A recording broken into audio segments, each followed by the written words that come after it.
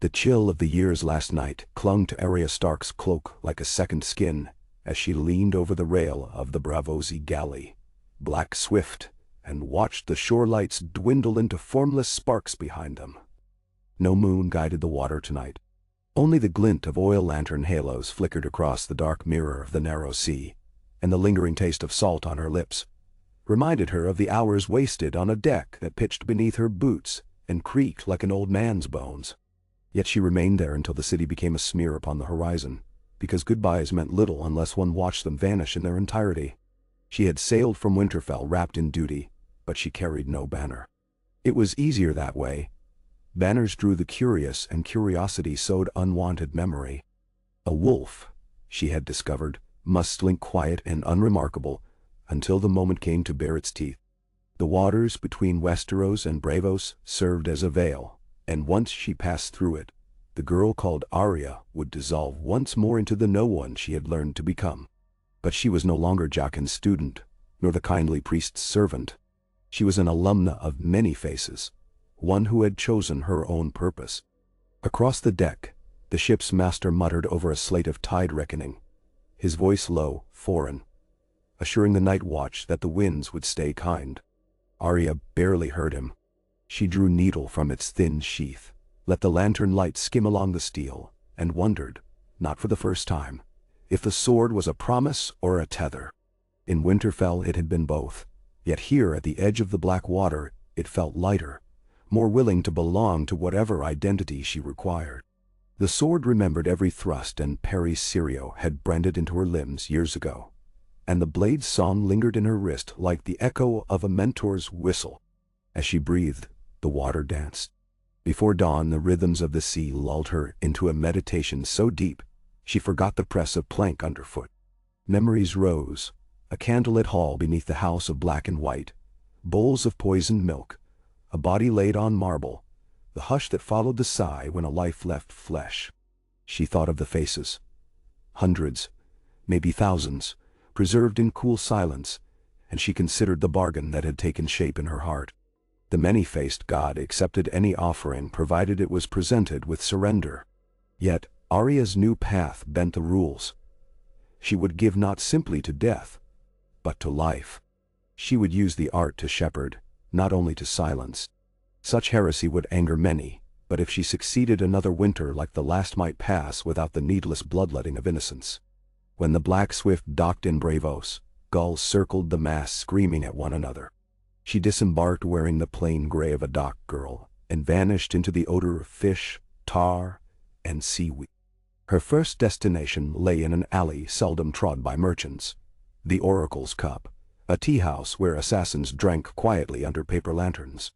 She crossed its threshold unchallenged, hood deep, and took a seat beside a cracked window. Waiting became easier when one accepted the timelessness of patience. She sipped green tea until a stout woman with silver hair and powdered cheeks arrived.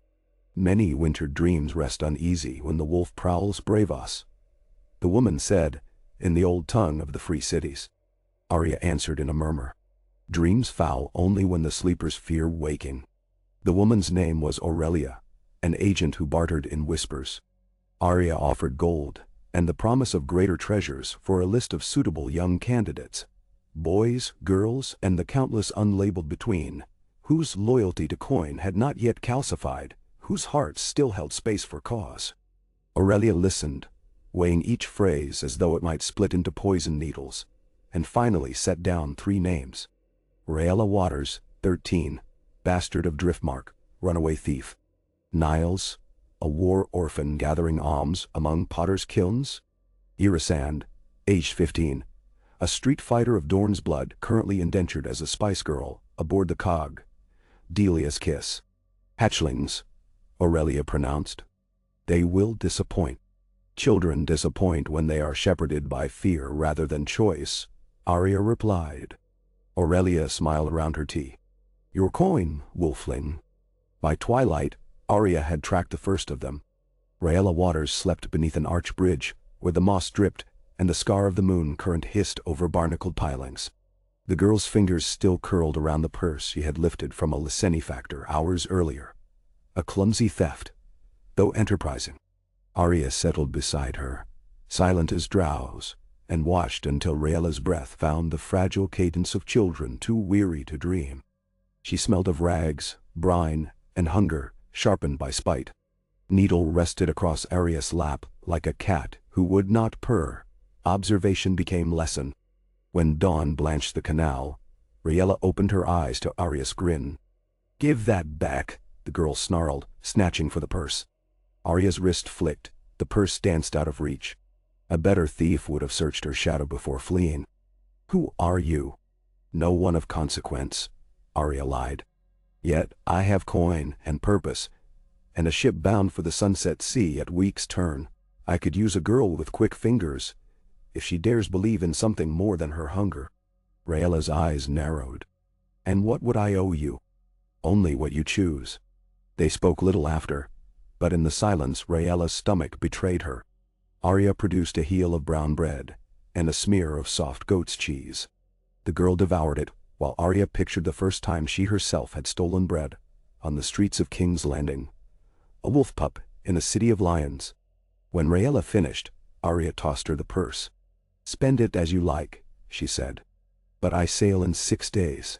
If you wish to learn a secret art, meet me at the Sighing Gate at sunset the night before." She left Raela holding the purse, the decision burning in her palm. The next recruit, Niles, was harder to charm. Boys hardened by the war's rupture trusted nothing that wore a smile. She found him near the kilns, ash smudged across cheeks too thin for their years, hair burnt copper by kiln smoke. He sang for coppers with a voice so cracked it sounded like snow crunching beneath boots. Arya joined his song, weaving a descant of winter wolves and gods who wore many visages. Street traffic slowed. Niles glared at her, but listeners tossed coins freely. Her reputation for odd tales preceded her in Bravos. When the bowl overflowed, she squatted at his side and whispered, "You think survival means counting every coin under another's stare. I can teach you to count shadows instead, and shadows pay more." He shook his head. "Leave me be." She left him the bowl. 3 nights later, he found her outside the house of black and white, as she knelt before the door whose halves bore a somber moon face. He flung the empty bowl at her feet, tears carving mud on his cheeks. "You forgot this," he said. "Teach me what you promised, or let the Titan toss my bones into the harbor. I'm tired of singing." She lifted the bowl. On its bottom she had carved a sigil barely visible, an eye surrounded by noon-bright sun rays. He touched the mark and felt its grooves. "What is this?" "Perspective," she answered. "A reminder that truth is what you choose to carve." He followed her without another word. The last of the trio proved elusive. Irisan sailed that same week, and Arya purchased passage aboard Delia's Kiss to coax her. The cog smelled of cumin and sea rot. Its crew a dozen surly men who thought themselves lions among gulls. Ira worked the spice stores with bare arms covered in faded henna thorns. Her eyes measured Arya immediately, trusting neither the plain garb nor the gentle demeanor. Arya introduced herself as Cat of the Canals, the name she had once worn, and relayed a story of broken promises in the free cities. Over shared bowls of orange-scented stew, Ira admitted she had killed a sailor in a Laseni tavern. The mate had tried to own her stillness after paying her master 2 silver stags. Now the captain demanded years of service to repay the loss. "Slavery by another prayer," Arya said. "It is debt," Ira corrected. "Dorn teaches us debts can be paid in iron or in gold. I have little gold." Arya offered another path.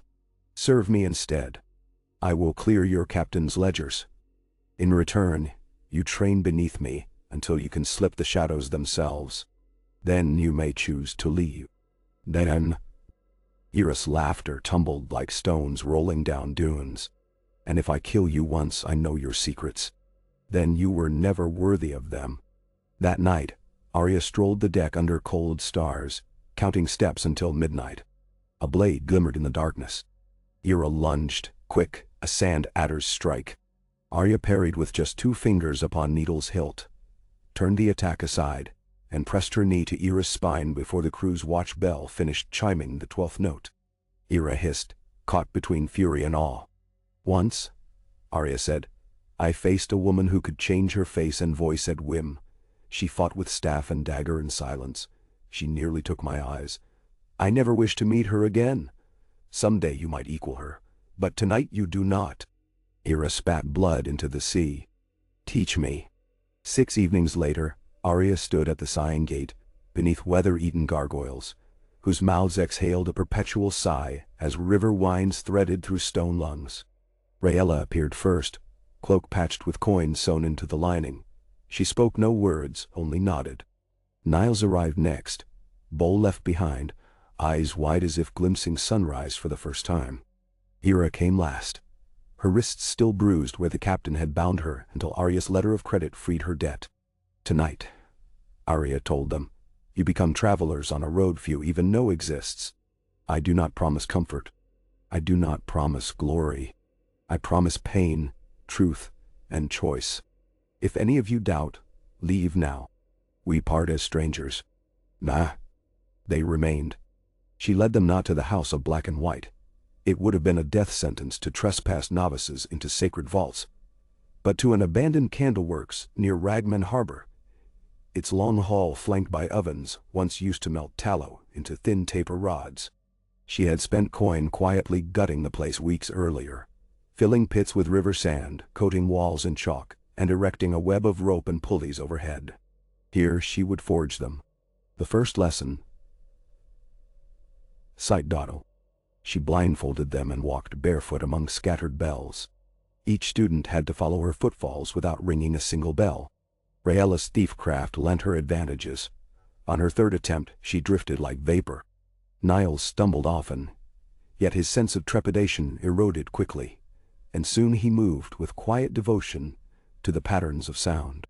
Ira proved stubborn. She loathed the blindfold, tore it free thrice until Arya knocked her flat with a broom handle and forced it back into place. Your eyes are your weakness, Arya whispered. Trust begins in the ears. The second lesson: story.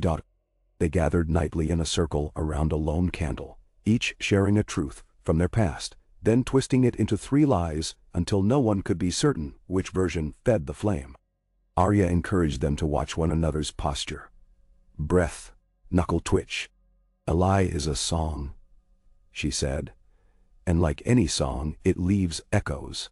Soon Niles could mimic Rayella's wharf accent flawlessly, while Rayella discovered how stillness mattered more than any gesture. Ira, who had mastered deception to survive, learned the art of layered truths, hiding sincerity beneath a stronger fear. Arya silently congratulated her. The hardest faces to read were those that glowed with honest pain. Weeks melted. Days stretched thin as parchment. The candleworks turned into a menagerie of illusions. Targets of painted faces, ropes knotted into human shape, corridors blocked by traps triggered if one breathed too loud. Arya demonstrated water dancing forms, her body weaving between columns, each strike of needle punctuating air with a click so light it resembled birdsong. She sparred them individually and in groups, forcing improvisation. Bruises bloomed like wildflowers after spring rain. Pain, she knew, taught memory better than lectures. She did not starve them.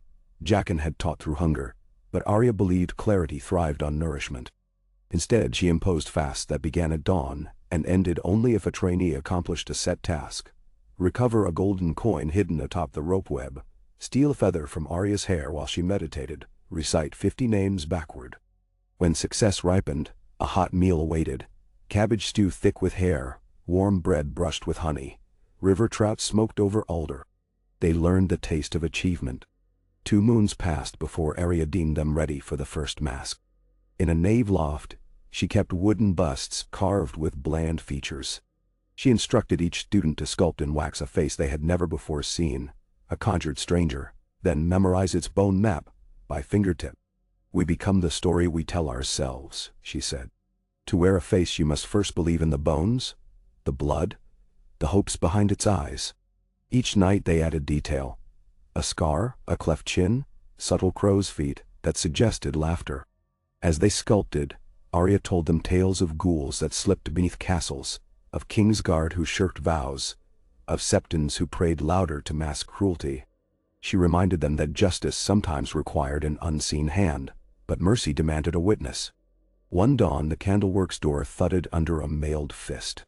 Arya answered with no blade in hand, yet her posture bespoke warning. On the stoop stood Harry's Trent. No, not the dead knight, but Harry's of Tyrosh, a collector of debts for the Iron Bank. He bore a sealed scroll covered in purple wax, stamped with a broken chain sigil. The Faceless Monk. Arya felt her breath ripple. Jaqen's sign. "Harris," she greeted, as if old friends. "Your courier legs must ache," he said. "The kindly ones watch your heresy with curiosity. The scroll bears invitation. The price is blood you cannot steal." She accepted it without tremor. When Harris departed, she cracked the seal. Inside, a single sentence in Valyrian. "Come, child of wolves, and pay the debt owed the god who wears faces. Jaqen Dutchin." She read the handwriting twice. The words tasted of both warning and approval. Days later, she left her pupils under Ira's nominal command and strode alone to the iron footbridge where mists boiled above the water. There Jaqen waited in a cloak of rust and shadow, his hair changing color even in stillness, sometimes gold, sometimes chestnut, sometimes the rusty red of freshly spilled blood. He regarded her with a smile thin as hair. A girl believes herself teacher now, Jaqen mused. Yet, she risks angering the many-faced god by hoarding the gift. "I do not hoard it," Arya said. "I refine it. Death without purpose is waste. I will craft instruments to safeguard the living." Jaqen's eyes glimmered like candle wicks drowning in tallow. "An ocean cannot protest the river's path, but it drowns men all the same." She bowed her head. "Will you forbid me?" "A man forbids nothing. He merely gives choices."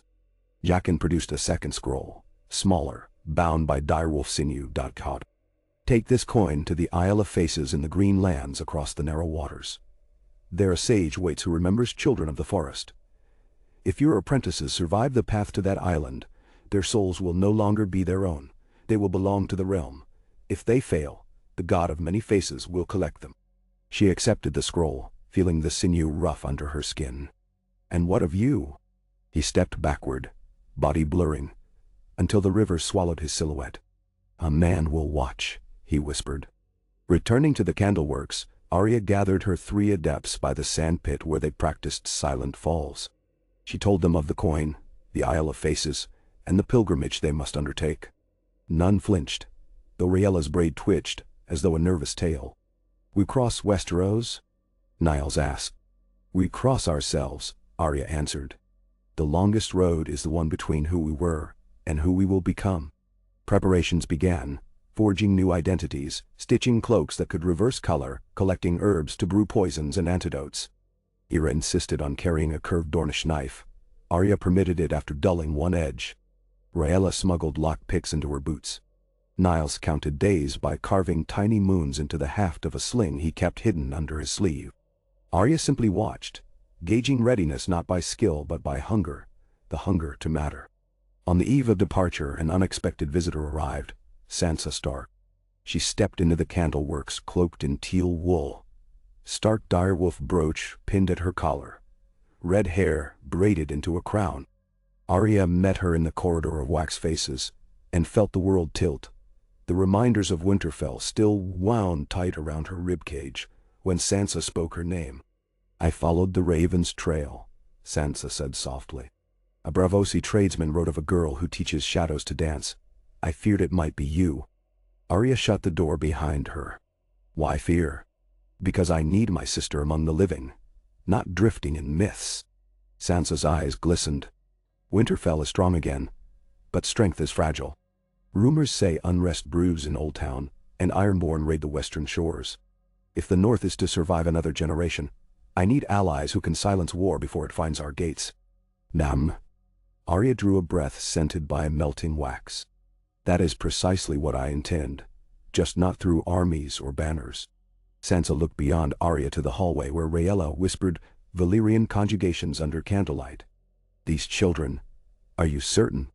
"No," Arya admitted. "Certain is for poets. I have faith. And you have your own path. You rule. I shepherd." Sansa clasped Arya's wrists. Her voice dropped to a whisper. "Then promise me this. When the wind howls through the heart tree boughs and the snows return, remember where home stands. Remember that wolves, however far they roam, answer the same moon." "I promise." They embraced. Sansa pressed a wolf head ring into Arya's palm, its silver dented from use. "For luck," she said, "and for family." After she departed, Arya studied the ring's cool weight. She slipped it onto a chain around her throat, beneath layers of leather and linen. Its presence calmed the tremor she had not realized churned inside her, in facing Jaqen, in courting heresy, in shepherding 3 fledglings into a fate unsure. At dawn they boarded a sloop hired under false flags, and slipped into the narrow sea with only gulls to witness. Rhaella perched at the bow, eyes devouring the horizon. Ira cleaned her knife methodically, the blade reflecting sunrise. Niles sat cross-legged beside a coil of rope, murmuring the names of every village they might pass, so the map tattooed upon his mind would find anchor. Arya stood amidships, cloak fluttering, and traced the wolf ring beneath her jerkin as though it were a compass. The realm ahead lay scarred.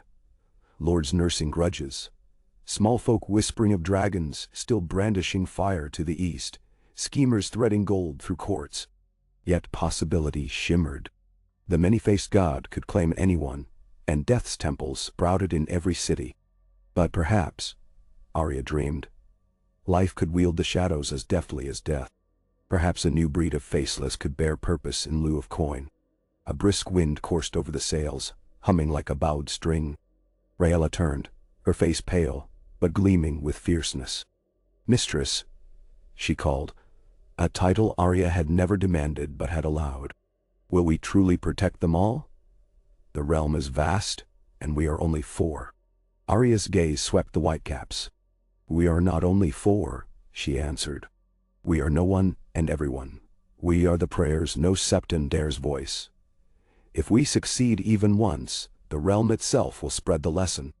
Rhaella seemed to hear something secret in the statement. She nodded, satisfied, and faced the open sea again. The sloop's prow cut a foamy V across the waters, heading west toward Saltpans, where an old fisherman owed Arya a favor from the days she had called herself a nameless orphan. Behind them, Braavos shrank to a dream of towers and bells. Ahead, the winds of Westeros gathered stories yet unwritten. They reached Saltpans under a gentle drizzle that smelled faintly of peat smoke and churned mud. The fisher, Gideon Cray, led them to a shack perched atop stilts above the tidal flats. Inside, nets hung drying, and barrels of herring glimmered silver in lantern glow. Cray eyed the youths as if appraising new gnats. "They look like drowned rats," he rasped. "Dry rats learn fastest," Arya replied. Cray shrugged. "Tide turns dawn side. The rivers are swollen. Frey patrols linger near the Trident still. You'll need a skiff that hugs reed paths. Have you one? For coin and a favor owed to dead Catelyn." Cray spat to the floor. "House Tully gave me a daughter's dowry once. Take the boat, return it, or offer me a better dowry." Arya accepted, pressing a silver stag into his palm shaped like the direwolf ring's twin. His eyes softened. They shoved off at dusk, poles pushing through reeds thick as hemp rope. Frogs belched their choruses, and the river's skin ripple glittered. All night, they glided beneath willow boughs that brushed faces like ghostly hands. Arya taught them to mark bird calls. An owl's double hoot signaled predator. 3 rapid thrush chirps meant a water snake disturbed the banks. Niles repeated each call under his breath until dawn reddened the waters. Along the Trident's forks, chaos still reigned years after the war. Bandits preyed on traders, lordlings jockeyed for toll rights at makeshift bridges, and small folk sold secrets for bread. Arya steered them toward a cluster of mill ruins, where a black banner bearing a rusted crown crackled in the wind. Scouts moved near the banks, an outlaw company styling themselves the Kings of Dust. Rumor claimed they ransomed travelers, but seldom killed children. Arya planned to test rumor. She bid the trainees hide in shadows while she approached the mill openly, hood down, voice calm. The outlaws greeted her with smirks. One recognized the silver wolf ring. "A northern lady?" he leered. she answered with such stillness that their grins faltered. Within moments she parlayed safe passage in exchange for 3 vials of maester's tincture she carried. The bandit, captain, a man named Oswin Graw, accepted. Yet as they parted, Arya detected the shift in his gaze. He meant to track them, perhaps ransom them later. She allowed it, marking his scent, river mud and stale ale, then vanished upstream to where Ira, Raella, and Niles waited. "Shadow them," she ordered Ira and Niles. "Learn where they rest." Raella she kept close. That night, Oswin and 2 scouts followed. They made camp in an abandoned shepherd's hut, half a league distant. Ira reported the details. 10 men, 1 injured, 2 women prisoners bound. Arya listened, anger flickering like the last ember of a hearth. The Isle of Faces can wait an extra sunrise, she decided. Tonight, we witness justice. She chose Raella, smallest, lightest, to crawl beneath the hut's rotten boards and coat inner latch bolts with sleep milk extract. Niles crept to saw a notch in the door frame. Ira positioned snares in the narrow goat track leading to their docked skiff. Under Arya's instruction, each act choreographed like water-dancing footfalls. By midnight, the camp slept. Dawn broke to chaos. The bandits crashed out the door, swords flailing, throats raw, as the frame collapsed and nets dropped over them, laced with itching powder and barbed hooks. Ira cut the women free, guided them to the riverbank. Arya stepped from the reeds, face painted pale gray, voice unrecognizable. "Coin buys mercy," she intoned, the words echoing the mantra of the House of Black and White. "Cheat the agreement, and death stands in for coin." Oswin Graw reached for his dagger, but Raella's sling snapped. Stone struck his wrist bone. He fell to knees. Niles advanced, blade poised at his throat. Yet Arya signaled halt. She knelt beside the outlaw and placed a single iron coin on his palm, the mark of the many-faced god. "The god offers release," she said, "but you shall live and suffer memory. Tell the kings of dust the faceless wind has come." She poured a potion upon the hooks. They dissolved, freeing him in agony of caustic itch that would scar as reminder. The women prisoners accepted passage aboard the skiff only after tears dried. They whispered thanks but never asked who Arya was. Sometimes ignorance spared heavier burdens. As the skiff slid southward, Ira studied Arya with renewed reverence. "We could have killed him," she said. "It is easy to kill," Arya murmured. "Harder to plant fear that makes others drop the blade before drawing it." They resumed their pilgrimage, yet the moment marked a turning. The trainees had acted, tasted a shard of purpose. That night as they camped on a sandy rise near Maidenpool, Arya sat apart, gaze tracing constellations. She thought of Sansa's plea and Jaqen's warning. A man will watch. Already rumors might spread. Shadows in northern rivers, whispers of faceless justice. Each story would morph, but kernel truths carried weight. Rain began in small pinpricks. Raella crawled from her bedroll, settled beside Arya, and offered half a dried apple. Silence stretched. Finally Raella asked, "When we reach the Isle, what will we become?" Arya answered with the softness she once reserved for Nymeria. "We will become choice itself. The gift of many faces allows us to rewrite endings, but each ending demands sacrifice. I cannot promise you peace. I can only promise meaning." Raella chewed the apple core. "Meaning scares me less than empty hunger." Lightning jabbed the horizon. Thunder rolled like cartwheels across stone. Arya closed her eyes, listened to rain spatter tents, and allowed herself a flicker of pride. Weeks blurred. They slipped through the riverlands, skirted Harrenhal's vast ruin where echoes of screams haunted the air, ferried across the God's Eye in moonless hush, and finally glimpsed the Isle of Faces, a wooded hump afloat in morning mist. Green eyes in weirwood trunks watched them approach with arching sorrowful mouths. Silence lay thick as wool. Legends claimed green men, ancient guardians, still prowled the groves. Today, only hush greeted them. Arya guided the skiff onto a shale bank, feet crunching pebble.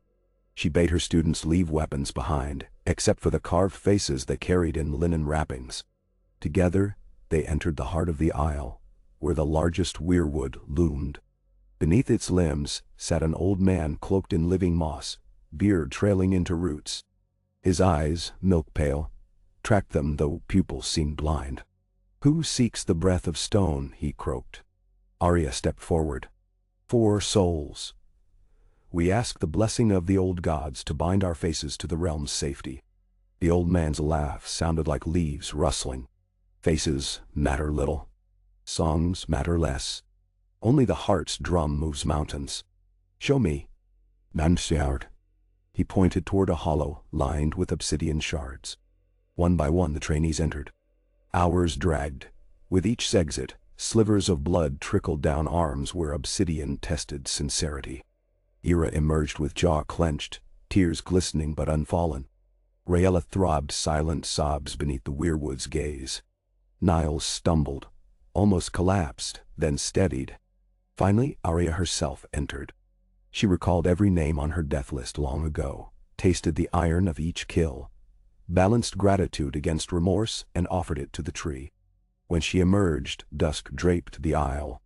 The old man touched each of their chests with a finger damp with sap.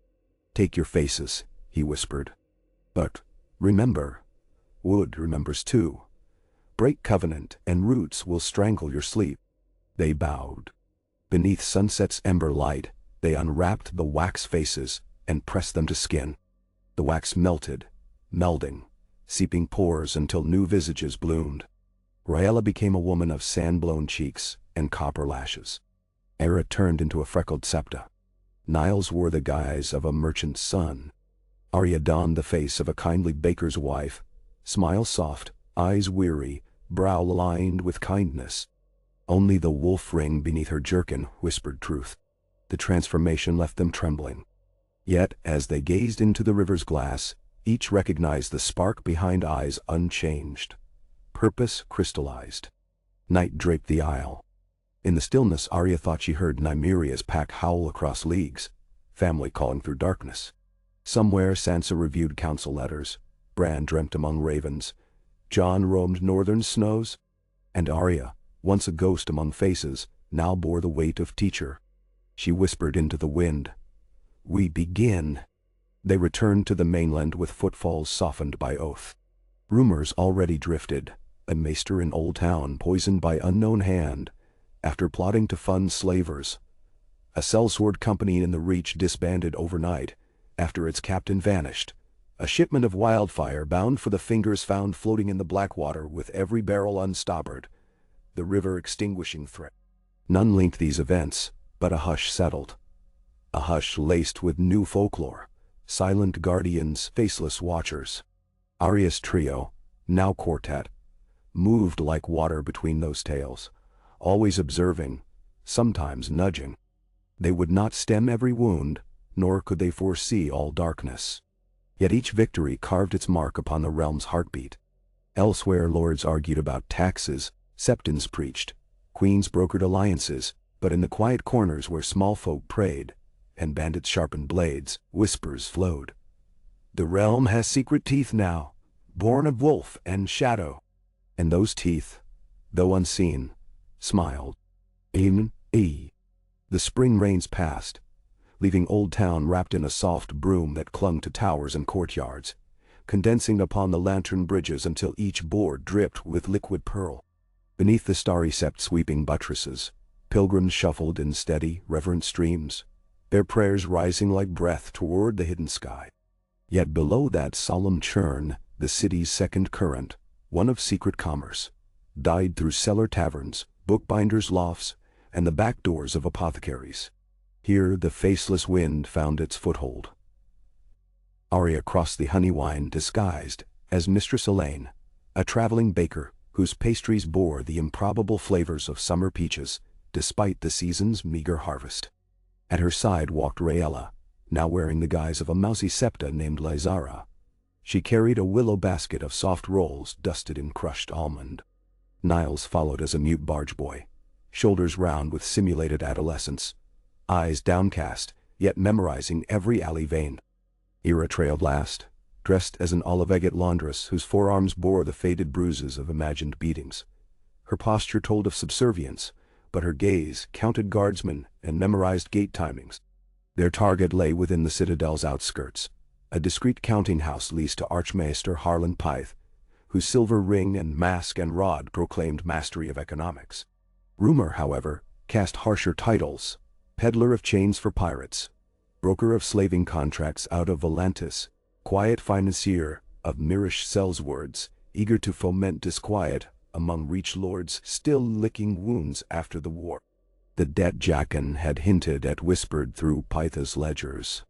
Arya read the whispers as clearly as the Bravosi sigils burned into certain parchment corners. The Iron Bank's coin threaded through Pythe's transactions, feeding any venture that promised chaos enough to spur lucrative loans. A single man behind so wide a curtain could one day lever the realm off its moorings. Better to fold the curtain now. They staged the ground over a fortnight. Raella, practiced in shadows of kitchens and infirmaries, slipped into the Sept's refectories each dawn, leaving sweet rolls for novices. Honey-glazed smooth fears. Soon the Septess accepted her presence as though she had always knelt among them. Through overheard gossip, she learned that Archmaester Pythe visited the starry Sept for confession on the final evening of every fourth moon turn, arriving with 2 Bravosi guards, who remained at the basilica door, while the Archmaester disappeared into the inner choir stalls. Meanwhile Pythe's accounting office lay dark and unguarded, save for a single scribe who reconciled ledgers by lamp. Niles followed the scribe on his evening walks along the Roynish causeway, a timid man named Adian Fair, partial to apricot brandy and philosophical debates on the balance of mercy and judgment. On the 4th night, Niles sat beside him at the riverside benches, offering a small swallow of the same brandy laced with mare's gift. Nothing lethal, only a draught to blur specifics. Under its warmth, Adian spoke freely of accounts, vault keys, and the Archmaester's penchant for midnight arithmetic. Ira spent her days washing the linens of minor sworn shields lodged in the lampright's quarter. Coin to one, a purse to another, a smile and brush of hand to a third, and she learned by whose authority Pythe's Bravosi escorts were licensed to bear arms in Old Town's precincts. All pathways curved back to a narrow charter signed by Provost Thomas Crane, a man who, by chance, played games of tiles at a wine shop 2 streets beyond Ira's laundry. By convincing Crane she could forecast tile draws after touching their ivory edges. A child's trick mastered on Dornish streets, she won his fear, then his favor, and finally an invitation to study charters in his office for luck's blessing. A wax impression of the escort seal joined her collection. Arya watched, measured tension, waited for the pattern to hum in harmony, then named their night, the penultimate evening before the 4th moon's close. One when the city would host the festival of 70 lanterns, a seafarer rite that filled every waterway with drifting lights. Crowds would thicken to marvel at the reflections. Watch patrols would turn eyes to the river. Bells would drown stray noises. At sunset, shrouds of mist unrolled from the honey wine like vaporous banners. Lanterns blossomed on the water. Globes of dyed silk and violet, jade and gold. Cries of vendors rose, nut hawkers, shellfish sellers, orchid garland peddlers, and the music of reed pipes tangled with the heavy clang of docksmen's hammers. Arya guided her 3 along alley spines until the counting house appeared, a modest stone rectangle clinging to the citadel's outer ring, guarded tonight only by a flickering sconce and the hush of ledger ink. Raella slipped inside first through a window whose latch she had earlier coaxed loose with a filched dining knife. She padded across floorboards that creaked like tired gulls, found the account room, and loosed a gray silk scarf infused with nightshade essence near the candle flame. The scribe Adian, already heavy-lidded from Niles' previous gift, inhaled twice and slumped with a sigh free of pain. Raella checked his pulse, propped his head upon folded cloak, left him dreaming. Niles entered next, bearing a thin-bladed awl disguised as a quill. He located the ledger chest, oak-banded in black iron, and used the awl tip to tease out a fragment of spring from the lockplate. A coin-width pivot within lifted. Tumblers fell. The lid rose like a giant's mouth yawning. Inside, Scrolls lay bound by color-coded twine. Niles withdrew the sequences Arya had taught him to recognize: red saffron for slave charters, sea foam green for sellsword contracts, and slipped them into a waterproofed leather folio. Outside, Arya lingered near the counting-house entrance, disguised as a seamstress convincing a pair of sellswords that her employer awaited cloth measurements for new surcoats. She fumbled spools of thread, scattering ruby and onyx strands. The sellsword stooped in mild confusion, picking up the spools just long enough for Raella and Niles to emerge behind them and vanish. Arya arrived last, bowing to the guards as any baker might, lamenting spoiled deliveries, then easing past with a conspirator's wink to Ira. They converged in an abandoned rookery tower, 3 streets inland. Mice rustled in the rafters. Guano dust filmed the stone floor. Arya unfurled the scrolls across a cracked desk. Names blossomed. Lysini ship, captains noted for exiling mutinous crews into slavery. Iron bank facers endorsing loans for siege engines. Reach cousins of House Hightower funneling funds toward kin in exile on the stepstones. And, most damning, a parchment bearing 7 wax droplets, one for each of the faith, signifying the deposit of 80,000 gold dragons with a decryption key, to be drawn upon by the warrior of rebirth. Once dragons' worship prevailed. The signature beneath: Harlan Pye. Rebirth, Raella murmured, tracing the sigil of a burning 7-pointed star. Meaning? Prophecy, Arya answered. Or madness. She tapped the wax. Either way, this gold could stoke rebellion. We sever the hand before it shapes a sword. The design crystallized in Arya's mind as cleanly as ice forming pane sharp on a window. They would leave the ledgers for the Iron Bank's own auditors. Anonymous crates delivered by fishermen at dawn, each scroll sealed with Pythe's sigil, each accompanied by a forged confession letter, pairing the Archmaester's distinctive cramped hand with the stark truth of his crimes. A separate pouch of proof, marriage records, household rosters, would confirm the involvement of certain Hightower cousins. And lastly, a single page reserved for Maester Samuel Tarley, newly elected Grand Maester, yet still harboring the soft heart of a steward. A plea for intervention without bloodshed, signed only, a servant of many faces. But there remained Pythe himself and his guards. For such men, formal justice seldom sufficed. They would bribe, threaten, erase. A deeper lesson was needed, one written on soul rather than parchment. Arya waited until the Lantern Festival peaked, the river ablaze with color, and the starry seps bells tolling the hour of penance. Cloaked as an acolyte, she joined the slow-moving queue of confessors milling beneath the sept-high arches. Beeswax candles cast halos along the marble. Incense veiled hot tears and stale fear. Pythe shuffled forward, a wool mantle masking his citadel chains. 2 Bravosi guards at heel. At the threshold to the inner choir, the guards halted. Only penitents might enter. Pythe stepped beyond, unaware of how precisely he matched the earlier rumor. Between him verses, Arya slipped behind him, head bowed, voice hidden under chant. Confessionals lined the nave, niches of marble with wooden screens. Pythe entered one, lowering to kneel before an unseen septon. Arya slid into the adjoining stall. Pythe began with rote humility. "Father, forgive me, for I—" His voice cracked. Perhaps the weight of gold ate courage. "I have sinned in thought, word, and deed." Arya lent her tone the quiet resonance of the Septi's confessors, though she whispered in a cadence he would remember. "Speak, child. The 7 hear." Dell. He recounted minor trivialities. Impatience with scribes, pride in his scholarship. Arya let him wade deeper.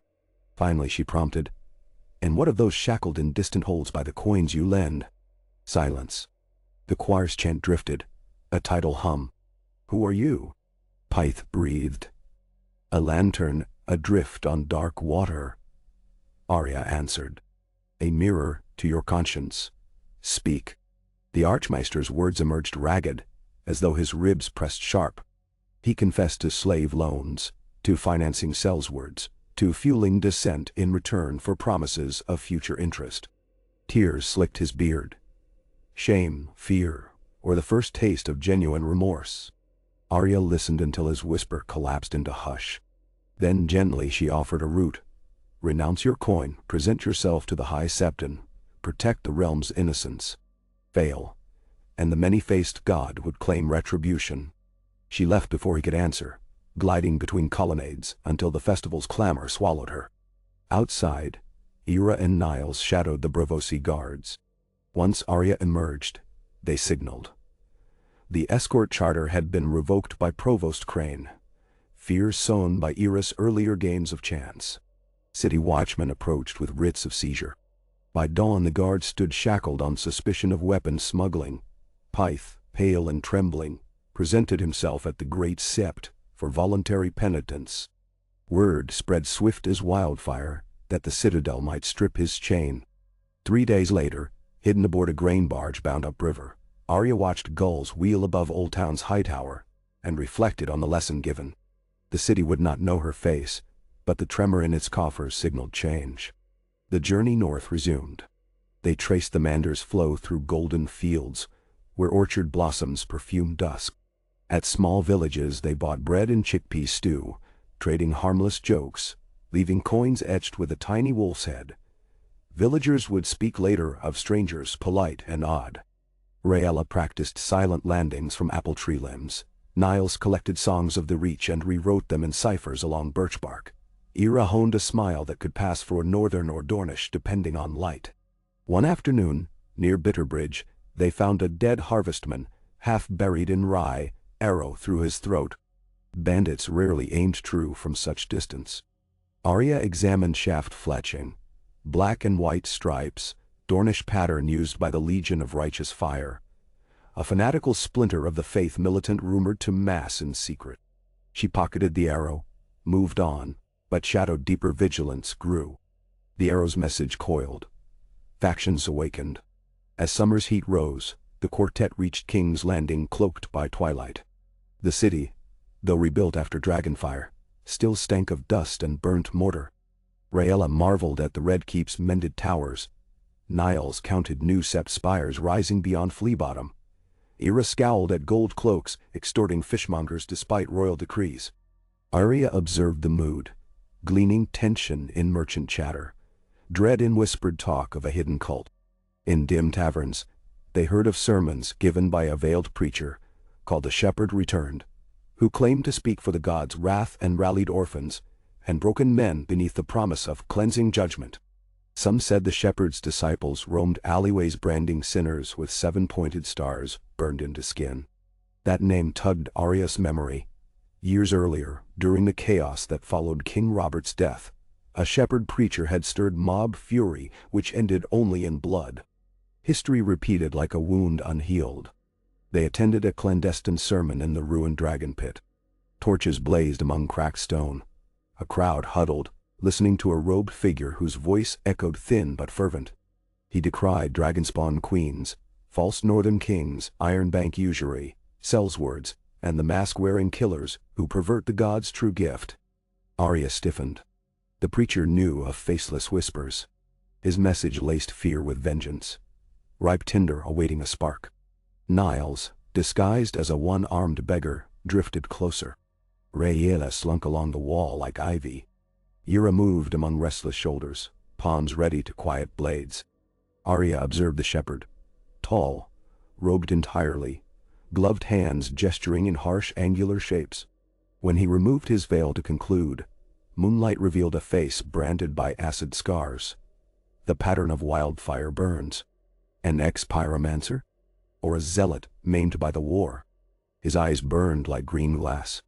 Arya felt a shudder of old memory. Wildfire the Mad King stored, wildfire Circe unleashed. This shepherd's scars proclaimed a baptism in flame. They left before the sermon ended, paths woven through shadows. Back at their bolt hole, an abandoned silk dyer's workshop, they debated. Niles argued burning fanaticism was self-defeating, but Arya saw danger. A zealot armed with prophecy could summon riots beyond city walls.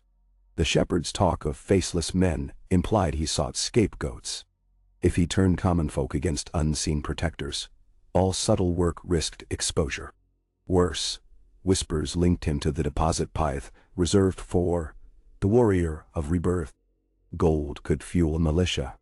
A puppet master must exist. Arya suspected ties to certain high-tower cousins now stripped of their old town comforts. They resolved to infiltrate the shepherd's inner circle. Rhaella took the role of stray waif seeking redemption, spending nights at the cracked kettle soup line where disciples recruited the desperate.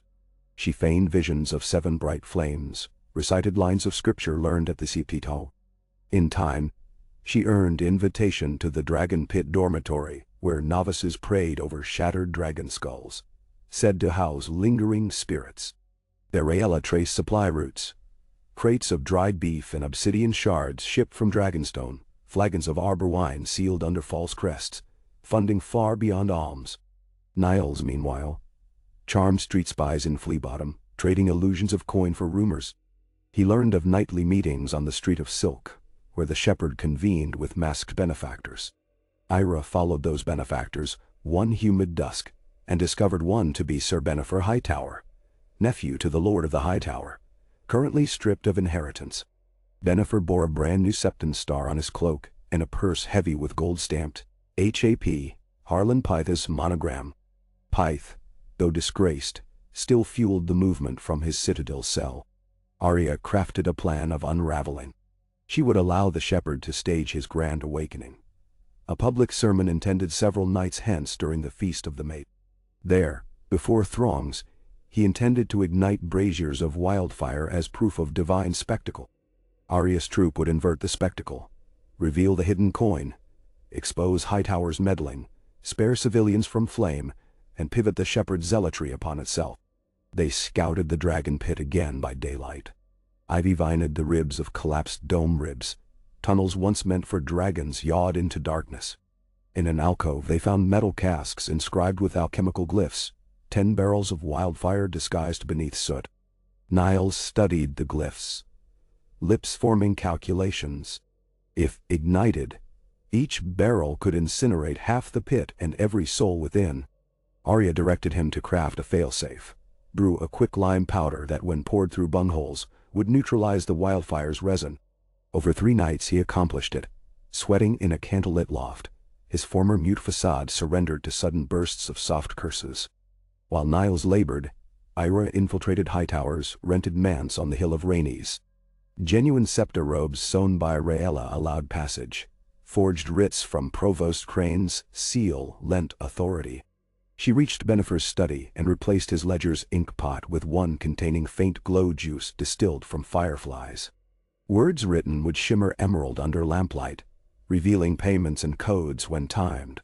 She also secreted a letter, purportedly from Archmaester Pyth, inveighing Bennifer to launch chaos so profound that dragon's worship would appear as salvation. The letter bore Pyth's handwriting, replicated by Arya's careful quill strokes practiced for days until flawless. The eve of the feast arrived. Distant castle horns signaled procession. The widow's tower cast long shadow across the Blackwater. Lanterns blossomed along the avenues once again, though these celebrated autumn's maiden not sailors' ghosts. Crowds funneled toward the dragon pit, where rumor promised miracles. Gold cloaks formed perimeters, but numbered few.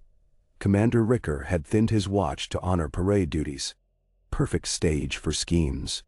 Within a crack of marble atop the dragon pit's western arch, Arya perched unseen, dressed in common guard leathers smeared with soot. From her vantage, the skull-lined dais lay 40 feet below. Wildfire casks circled by novices chanting. The shepherd stood center, his scars luminous in torch glare. He spoke of cleansing flame, of false queens, of hidden devils wearing nameless masks. As he raised a torch, Arya triggered the kill note, a single thrush call whistle. Niles upended powdered lime into 5 barrels, Arya into 2 more. Rhaella stood poised by the last 3, awaiting Arya's nod. But Bennifer Hightower complicated the harmony.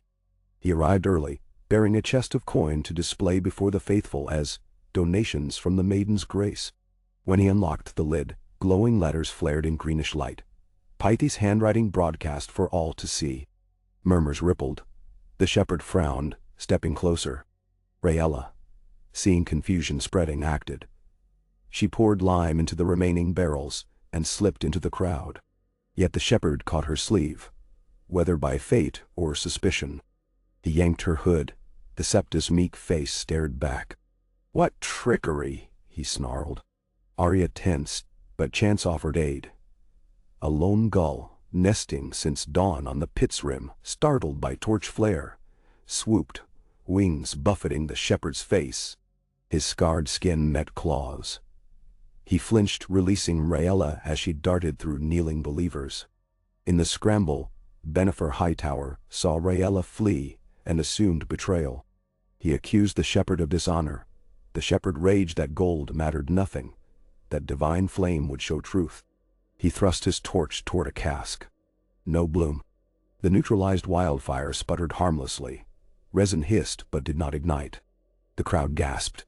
Arya dropped from her perch, rolling to feet beside the dais. She drew a small stone from pocket, the size of a sparrow's heart, and struck Hightower's temple with water dancer speed. He crumpled as though strings cut. Ira leapt forward, seizing the torch, flinging it into a trough of sand. Niles appeared beside the shepherd, blade coaxed to throat. Silence preceded panic. Then Arya raised her voice, disguised in a harsh hill accent. "The seven spare us. These men sought to burn innocence for coin and pride." She pointed to the glowing letter. "Witness." The crowd shifted. Shouts of confusion, anger, betrayal. Gold cloaks pushed inward. The shepherd, eyes burning, snarled curses at Arya, called her demon, faceless spawn. He reached for a hidden dagger. Swift as winter wind, Rayella's sling cracked. Stone shattered his wrist. He dropped the blade. Blood baptized dust. Arya pressed palm to his chest. "No more dead tonight," she whispered. She signaled Ira, "Bind his hands." The zealot, broken, spat blood and scripture. Gold cloaks dragged him and Hightower away. Among the crowd murmurs bloomed. Some hailed miracle, wildfire subdued. Others feared deeper conspiracies. Yet life remained. No pyres, no charred children. As dawn brushed the city walls, Arya and her students slipped through sally ports off the Street of Sisters. They reached their bolt hole. Stripped guises, bathed in rainwater collected in barrels. Exhaustion settled like soot. Rayella wept quietly. Shock's delayed claim. Ira offered her a cloth and an unspoken nod of respect. Niles hummed a lullaby to the air. Arya paced until breath slowed. The shepherd's words echoed, but louder still burned Jackin's. A man will watch. Would he approve? Condemn? She could not know. Yet the realm tonight drew quieter breaths because wildfire had failed to sing. Small victories ripple. They remained in King's Landing long enough to confirm outcomes. Grand Maester Samuel convened a conclave via Raven, urging removal of Pythe's chain and censure of lenders funding rebellion. The Iron Bank dispatched auditors to investigate. The shepherd, named Morin Villar, faced trial by faith. The High Septon insisted on gentle judgment, but the mob demanded harsher. Hightower influence waned anew. On the morning, the Crown announced sweeping reforms to city orphan care, perhaps penance. Arya resolved departure. Rumor suggested stirrings in the Vale, a masked knight collecting debts of old feuds under banner of justice. Perhaps false. Perhaps seed of malign. Either way, her path bent east once more. They traveled via Rosby Road, skirting storm-broken forts and barley fields still green. Each dusk they sparred, not with steel or sling but with questions. When is fear a tool? When a chain? They debated mercy's limits, the taste of righteous poison. Rayella argued for second chances, Ira for preemptive arrows, Niles for secrets guiding fate unseen. Arya listened, letting them shape their code. One night, camped beneath aspen whose leaves hissed silver in wind, Arya dreamt of the house of black and white. She walked among silent faces, each a frozen echo. When she reached her father's visage, One she had never seen in life but felt in blood. He opened eyes of weirwood red and spoke. "A coin carries two sides. Child, tip too far and it ceases to spin." She woke before dawn. In pre-light hush, she watched her 3 students, each breathing soft. They were no longer children alone. They were the coin in spin. The world might tilt them. So long as she guided the axis, the dance remained balanced. She stoked embers to new flame, brewed pine needle tea, and traced Sansa's ring beneath her jerkin. The silver warmed against skin. Somewhere north, winter wolves watched moonlit snow, waiting. By midday they reached Maiden's Pool again, and found Gideon Cray's fishing shack, just as the tide withdrew. The old fisherman sat whittling a gull from driftwood. He lifted his eyes, amused. "The realm whispers your name, girl," he said. "Not stark, nay. Just a ripple of shadow. Fishermen speak of coin that saves." Arya smiled. "Names are waves, Gideon. They break, they return." He regarded her comrades. 3 new waves then. Keep them from reefs. She paid him with a pouch of freshwater pearls gleaned from the riverbeds. He laughed. "Too kind. Where next?" "East," she said, then high. They boarded a riverboat set for Gulltown. As oars dipped, Arya stood at stern, cloak snapping. Rhaella sat cross-legged polishing slingstones, Ira honed knife edge on boot heel. Niles transcribed a new cipher poem upon a slat of pine. Clouds stacked like gray castles along horizon. Lightning flickered inside. Storms brewed, as storms always brew. Arya closed her eyes, letting the wind knot through her hair. A teacher once told her fear cuts deeper than swords. She now believed purpose cuts deepest still, carving out space where courage makes its nest. The boat slid forward. Waves parted. Hours later, halfway to their first stop along the river, a raven wheeled overhead, cawing thrice before veering north. Its wings flashed pale against gloom. Arya traced the ring at her throat, wolf silver, stark resolve, and whispered, "Not yet, sister, but soon." Rhaella glanced up. "Speak, mistress." "Only to ghosts," Arya said, "and to promise them new stories." She joined her apprentices, drew needle from travel sheath, balanced its fine point against fingernail, and began to teach the next lesson. How to fight 3 enemies at once when you possessed only 2 hands and 1 heart. They practiced until sweat salted eyebrows, and the riverboat master complained of thuds shaking cargo. Yet in the clang of wood swords against deck, Arya heard the story stretching further. 5 hours. 10? A lifetime. Night cloaked them. Stars pricked through thinning storm clouds. The river unspooled argent under the moon. None aboard realized that beneath the boat's hull, shadows swam. Tiny schools of silverfish schooling in spiral, reflecting starlight like shards of faceted glass. They moved with purposeless grace, and in that grace there was meaning. The same meaning Arya sought to weave through death and justice. The world spun on, coinage glinting. Beyond the Vale's mountains, across the Bite's cold breath. At Winterfell's ramparts, a direwolf lifted snout, scented change, and howled. The cry journeyed upon wind, slipping through eaves, across ruined moors, over towers where lords plotted. It reached the ears of faceless travelers drifting east in a humble boat. Arya paused mid-parry, listening, heartbeats synchronizing with the distant echo. She smiled. Not a masked smile, but her own, the wolf girl's grin. And somewhere deep within the house of black and white, a candle flickered before the wall of faces. Jaqen Har, cloaked in stillness, traced one fingertip across an empty marble slot, as though awaiting a new face's arrival. He closed his eyes, and he too smiled, because the game's next move danced invisible, yet inevitable. The coin still spun. Eka. Kandi Heromexer. Kapenti, and Raester. Fog rolled across the docks of Gulltown, cold and heavy, slicking the planks with brine and muting the clang of harbor bells. Gulls called overhead, echoing off the stacked hulls of merchant cogs and the battered sloops of fisherfolk. Arya disembarked lightly, her boots making no sound on the wood, her eyes scanning the crowds for threat and opportunity both. Beside her, Rayla adjusted her sash, eyes flickering over the market stalls, with the wary hunger of someone who had survived by theft. Ira kept her head down, fingers brushing the hilt of her new-forged knife, while Niles loitered behind, a rolling gait and vacant expression, hiding the sharpness of his gaze. They melted into the city's morning bustle, as if they had always belonged. Arya led, weaving a path through muddy streets, and under sagging banners fluttering the falcon and moon of House Arryn. Even here, at the edge of the Vale, tension simmered beneath daily business. War had not broken Gulltown's back, but it had bent it.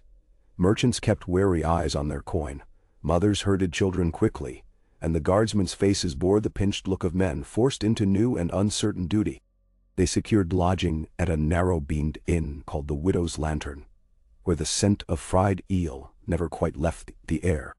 Arya haggled for 2 small rooms, paid a little extra for silence, and spent the rest of the day gathering rumors.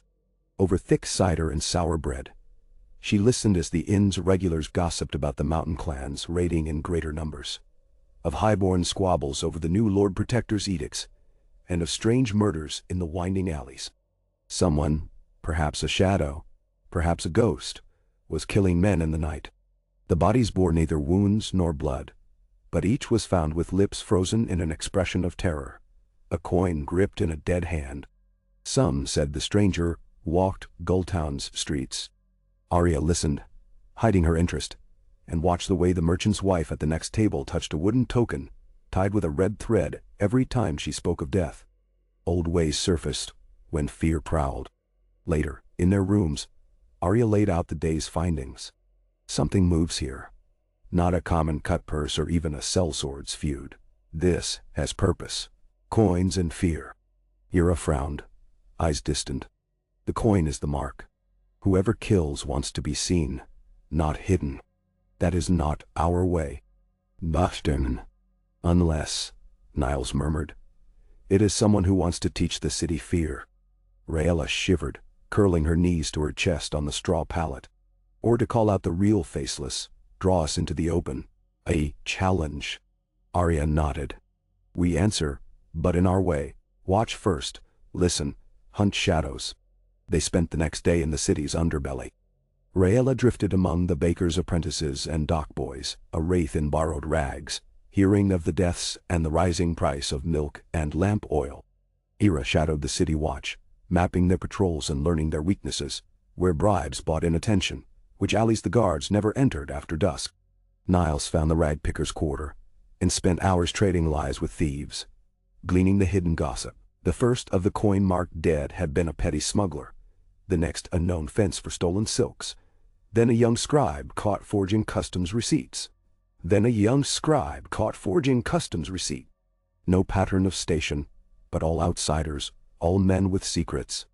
Arya, disguised as an itinerant peddler, visited the markets and shrines, observing faces, noting comings and goings. She saw the glint of knives beneath cloaks, the sidelong looks that passed between 2 noblemen arguing in the shadow of a fountain. She watched a septon distribute crusts and prayers to the poor, a wry twist to his mouth as he spoke of justice and the Seven's mysterious will. It was there, beside the faded marble of the maiden's shrine, that Arya saw the beggar girl. She was no more than 10, hair cropped short and patched with bald spots, eyes hollow but fierce. Arya slipped her a copper and a wink, then doubled back and watched. The girl moved with a purpose, pausing at the doors of the House of the Moon. She picked up a small token, stared at it, and then pressed it to her lips. Coin, Arya realized, much like those found on the dead. She watched the girl thread through the crowd, vanish into a snarl of alleys, and decided to follow. Through shadowed turns and damp archways, Arya trailed the girl into the oldest quarter of Gulltown. Here the houses hunched low, leaning together as if in conspiracy, their timbers dark and swollen with centuries of sea wind.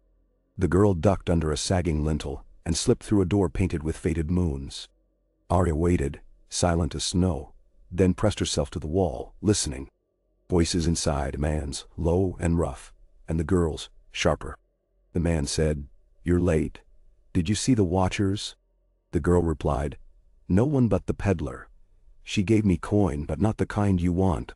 The man cursed softly. "We have work yet. The next must be tonight, before the Lord's men close the gate." "None." Arya withdrew as quietly as she'd come, her mind spinning with possibilities. She returned to the inn as dusk gathered to find her apprentices already waiting, eyes bright with their own news.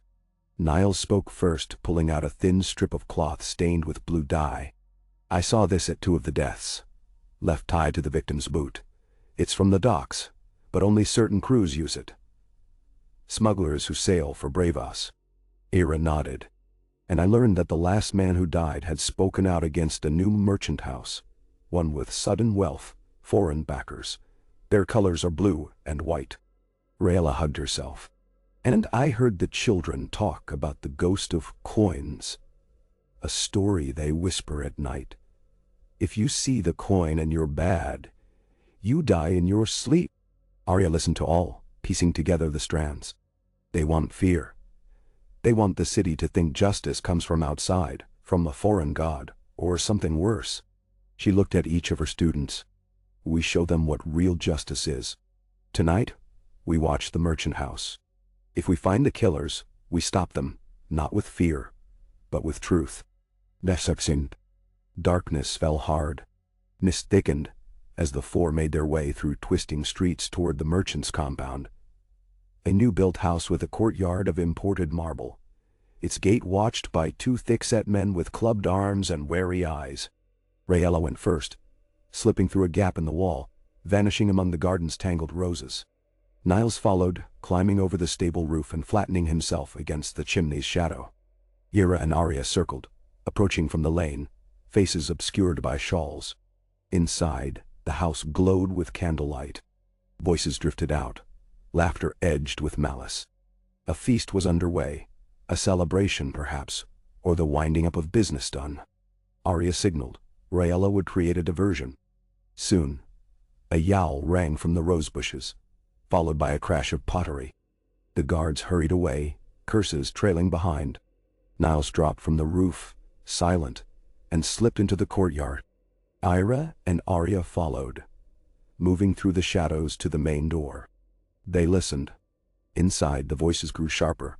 An argument, the clatter of a cup thrown in anger. "You promised us the city, Foros," snarled one voice, thick with the slur of too much wine. "But all you've bought is trouble. The coins, the dead, they frighten even us." Foros, Arya marked the name, laughed, cold and hard. "Fear is the coin I spend. The city will kneel, or the stranger will visit every house." Another voice, higher, anxious. "But the Lord Protector's men are coming. There was a Stark girl, they say, seen in at the docks. The wolves bring trouble." Arya smiled in the darkness. "Let them fear a Stark." Ira moved first, picking the lock with practiced fingers. The door opened a crack. Arya slipped inside, needle in hand. Niles and Rayella flanked her, silent as the grave. The great hall was bright with candles, a feast half-eaten on the trestle tables. Foros stood at the head, heavy-set and dark-eyed, a ring of Bravosi men at his side. Across from him, 2 Gulltown merchants sweated beneath the weight of their silks, their hands trembling. Foros saw the door shift. His hand went to his belt. "Who comes?" he barked. Arya stepped into the light, hood thrown back, face open and fierce. "Justice," she said, her voice carrying the cold of winter. The Bravosi men surged forward, daggers drawn, but Arya moved first, dancing between them, needle flashing. Rayella hurled a stone, cracking one man's wrist. Niles swept a foot, dropping another. Ira's knife pressed cold against a merchant's throat, stilling his panic before it could turn to a scream. Foros found his courage and lunged at Arya, swinging a heavy-bladed axe. She slipped aside, feeling the rush of air against her cheek, then struck him twice. Wrist, then knee, before pressing needle's tip to his throat. "Your coins," she said softly. "Buy only your end. The deaths are yours, not the strangers. Tell your men and tell the city. No more coins, no more fear." Foros spat, glaring up at her. "You think the city cares who kills, Stark? Fear is stronger than love or honor. Fear makes men kneel." Arya pressed the point harder, drawing a bead of blood. You know nothing of the north for us. Fear passes. Only justice remains. She looked to Rayella, who gathered the marked coins in blue strips of cloth, tossing them into the fire. Niles herded the remaining men to the door, shoving them into the night with a promise. Tell what happened here. Tell it true. Arya stepped back, letting Foros rise. You will confess your crimes to the Lord Protector in the morning. If you run, we will find you. If you lie, we will know. The many-faced God has eyes in every shadow, and mercy is given only once. She turned, leading her apprentices into the night. The house behind them fell silent, the fire crackling, burning away the last tokens of fear. The city awoke the next day to news of Foros' confession. Word spread quickly. The deaths had not been the stranger's work, nor Braavosi justice, but greed and vengeance made flesh. The Lord Protector's men rounded up the last of the merchant's crew, and the blue-marked coins vanished from the streets. For a time, at least, peace settled over Gulltown. In the quiet that followed, Arya gathered her students at the edge of the city. The air was clean after rain, the road north stretching ahead, mountains rising blue and sharp on the horizon. We made a difference, Rayella whispered, still half dazed by the pace of their justice. We did, Arya agreed. But there will be more like Foros, more who use fear for power. You must remember, justice is not a blade or a coin. It is the choices we make, the lives we spare, the truths we defend. Arya looked to the north. Where now? Arya smiled. The Vale. There are rumors of a knight who judges with iron and leaves only silence behind. Some say he carries a list, names written in blood. I would see if he remembers mercy. They set out, boots crunching on gravel, the city falling away behind them. The road wound upward into the hills, through stands of pine and birch, sunlight dappling the ground. The air grew colder, but their spirits burned bright. Niles began a song, one he'd learned as a child and rewritten in his own words. About shadows that walk by day, about wolves that ran beneath the moon, about hope found in the unlikeliest places. The song drifted back down the road, lingering in Gulltown's alleys, in the dreams of children who feared the coin, in the hearts of mothers who prayed for dawn. And somewhere, in a house of faces far across the sea, a candle guttered, flared, and then burned steady, a silent blessing from gods old and new. As the sun set, Arya looked at her students and felt a deep, quiet pride. She saw in them the future of her order, a thief with a quick smile and quicker hands, a fighter who had learned the balance of pain and peace, a boy who found meaning in secrets and songs. Together, they would walk the dangerous road between justice and vengeance, between hope and despair. Remember, Arya said softly, no one is ever truly alone, not if they choose to stand for what is right. Then to her. And as the night deepened, the stars wheeled overhead and the wolves of the Vale howled. She led her faceless children onward, their steps light, their hearts unbowed, the promise of justice a lamp that would never be extinguished. Nay. They traveled north beneath a sky steadily brightening toward summer, their path winding up from the wet stone of Gulltown into the steep green-brown hills and crags of the Vale. The land here was less kind than the gentle lowlands of the south, less forgiving than the open plain, all shadowed hollows and sudden drops, thickets that hid wild things or worse. The road narrowed to a mere track, rutted and choked with weeds, passing between stands of ancient yew and pine, whose branches tangled overhead and shrouded the world in a dim, echoing hush. Arya and her students moved quietly, senses sharp, listening for more than birdsong. A day and a night from the city, the mountains closed in, and the path rose between towering, knife-edged ridges. Here, the wind moaned through high passes, and left the lower woods still as tombs. They camped in a ring of broken stones, the remains of some forgotten watchtower, and cooked lentils over a low fire, their breath clouding in the cold dusk. Niles scouted the perimeter, reading the signs in the mud. Recent prints, half-shod, men and ponies, moving quickly upslope. Raiders, he said, voice soft. But not after us. They're chasing someone or something. Maybe a courier. Ira sharpened her knife, eyes hard. In the Vale, it said the clans hunt at night.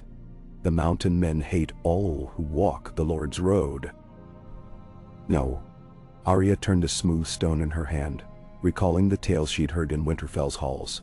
Stories of the burned men, the stone crows, the moon brothers, clans who'd never bent the knee, whose own justice was the blade and the theft of what they could not grow. We keep watch tonight, she decided, but will not shed blood unless it's forced. The clans are desperate, not evil. Sometimes hunger is the only law. Rhaella, wrapping herself in her threadbare cloak, spoke into the gloom. You speak like you know them. Arya nodded, thinking of the faces she'd worn, the lives she'd borrowed, the places she'd hidden. Always hungry, always running. I do. Long after the others slept, Arya stayed awake, crouched at the edge of the fire's warmth, listening to the silence. The woods whispered. Small animals scuttling through the ferns. An owl calling once. Twice. She counted her breaths, slowing them, heart settling. In that deep quiet, she felt the presence of death as a soft and neutral thing. Not malice, not justice, simply a door in the dark. The many-faced god, she thought, had many followers. But here, in the wild, death belonged to no one. They broke camp at dawn, following the old post road higher into the hills.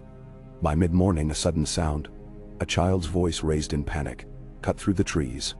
Without hesitation, Arya signaled, and they darted toward the noise, slipping through brush and over stony ground until they saw, in a clearing, a small boy, perhaps 6, scrambling back from 3 ragged men, mountain clan by their wild hair and bronze knives. The boy stumbled, fell. One raider raised his knife. Arya's students hesitated only a heartbeat before moving as one. Rhaella circled left, drawing attention by hurling a pebble at the man's back. Ira ran in low, sweeping her foot to trip the nearest knife flickering. Niles seized a stick, cracked it across a wrist.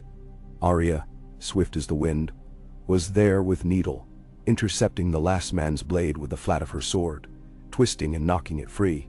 The men, startled and outnumbered, cursed and fled, vanishing into the brush. Arya did not pursue. She crouched before the boy, who shrank back, eyes huge with terror and awe. "Are you hurt?" she asked, gentler than she'd thought she could be. He shook his head, looking from her to the others, and finally to Rhaella, who offered her hand. "I'm Miles," he said, voice thin. Ira knelt beside him, examining a shallow cut on his arm. "You're safe now, Miles. Where's your family?" He pointed up the path, where the trees thinned and smoke rose in a thin gray curl. "We have a farm. They sent me for water, and I got lost." Arya nodded, leading the way. As they crested a small rise, they saw a thatch-roofed farmhouse and 2 small barns. A woman stood in the yard, pale and wild-eyed, clutching a kitchen cleaver. Behind her, an old man held a spade, as if it were a spear. The boy broke into a run, crying, "Mother!" The woman's face crumpled in relief, and she swept him into her arms. The old man eyed Arya's group warily as they approached. Arya kept her hands open and empty. "He's unharmed," she said. "There are mountain men about, but we mean no harm." The woman, tears drying, studied them. "You're travelers?" "Yes, headed north," Arya replied. "We heard your son's cry." The woman hesitated, then nodded toward the house. "Come in then. If you have honest hearts, you'll share a meal. If not, my man will show you the door." They ate oatcakes and boiled greens, drank thin ale, and shared the news of the South in exchange for a corner by the fire. The woman, Muriel, explained that raids had increased in recent weeks, since the new Lord Protector started sending his banners to the clans. He means to tame them, but they only get wilder. The old man, Robber, said nothing, but watched Arya with the eyes of someone who'd lost much and trusted little. That night, as the household slept, Arya spoke softly to her students. "Mercy is not weakness. Sometimes a small kindness does more than 100 swords." They moved on at sunrise. spirits steadier, the road rising ever higher, the wind colder, the mountains looming ahead like stern, silent judges. By noon they passed through a narrow defile known as the Widow's Teeth and descended into a lush valley dotted with sheep and wildflowers. Here the vale's beauty shone, verdant meadows, tumbling brooks, white towers gleaming on distant heights. The main road led toward the Eyrie, perched impossibly high above, but Arya's path bent west, toward a mining town called Silverpine. There, rumor had it, a masked knight dispensed summary justice, appearing at dusk, vanishing by dawn, leaving corpses and silence. Some called him the Ghost of the Moon Door, others said he was no knight at all, but a vengeful spirit. The town squatted along the banks of a fast, cold river, its buildings low and stout, built to withstand wind and siege. Arya entered as a potter's apprentice, dusting her face with ash, her hair pulled beneath a cap. Rhaella became her shy sister, Ira a healer's helper, Niles a drover's boy. They mingled, listening, letting the town's rhythm settle around them. They heard the stories quickly enough. 3 men had died in as many weeks.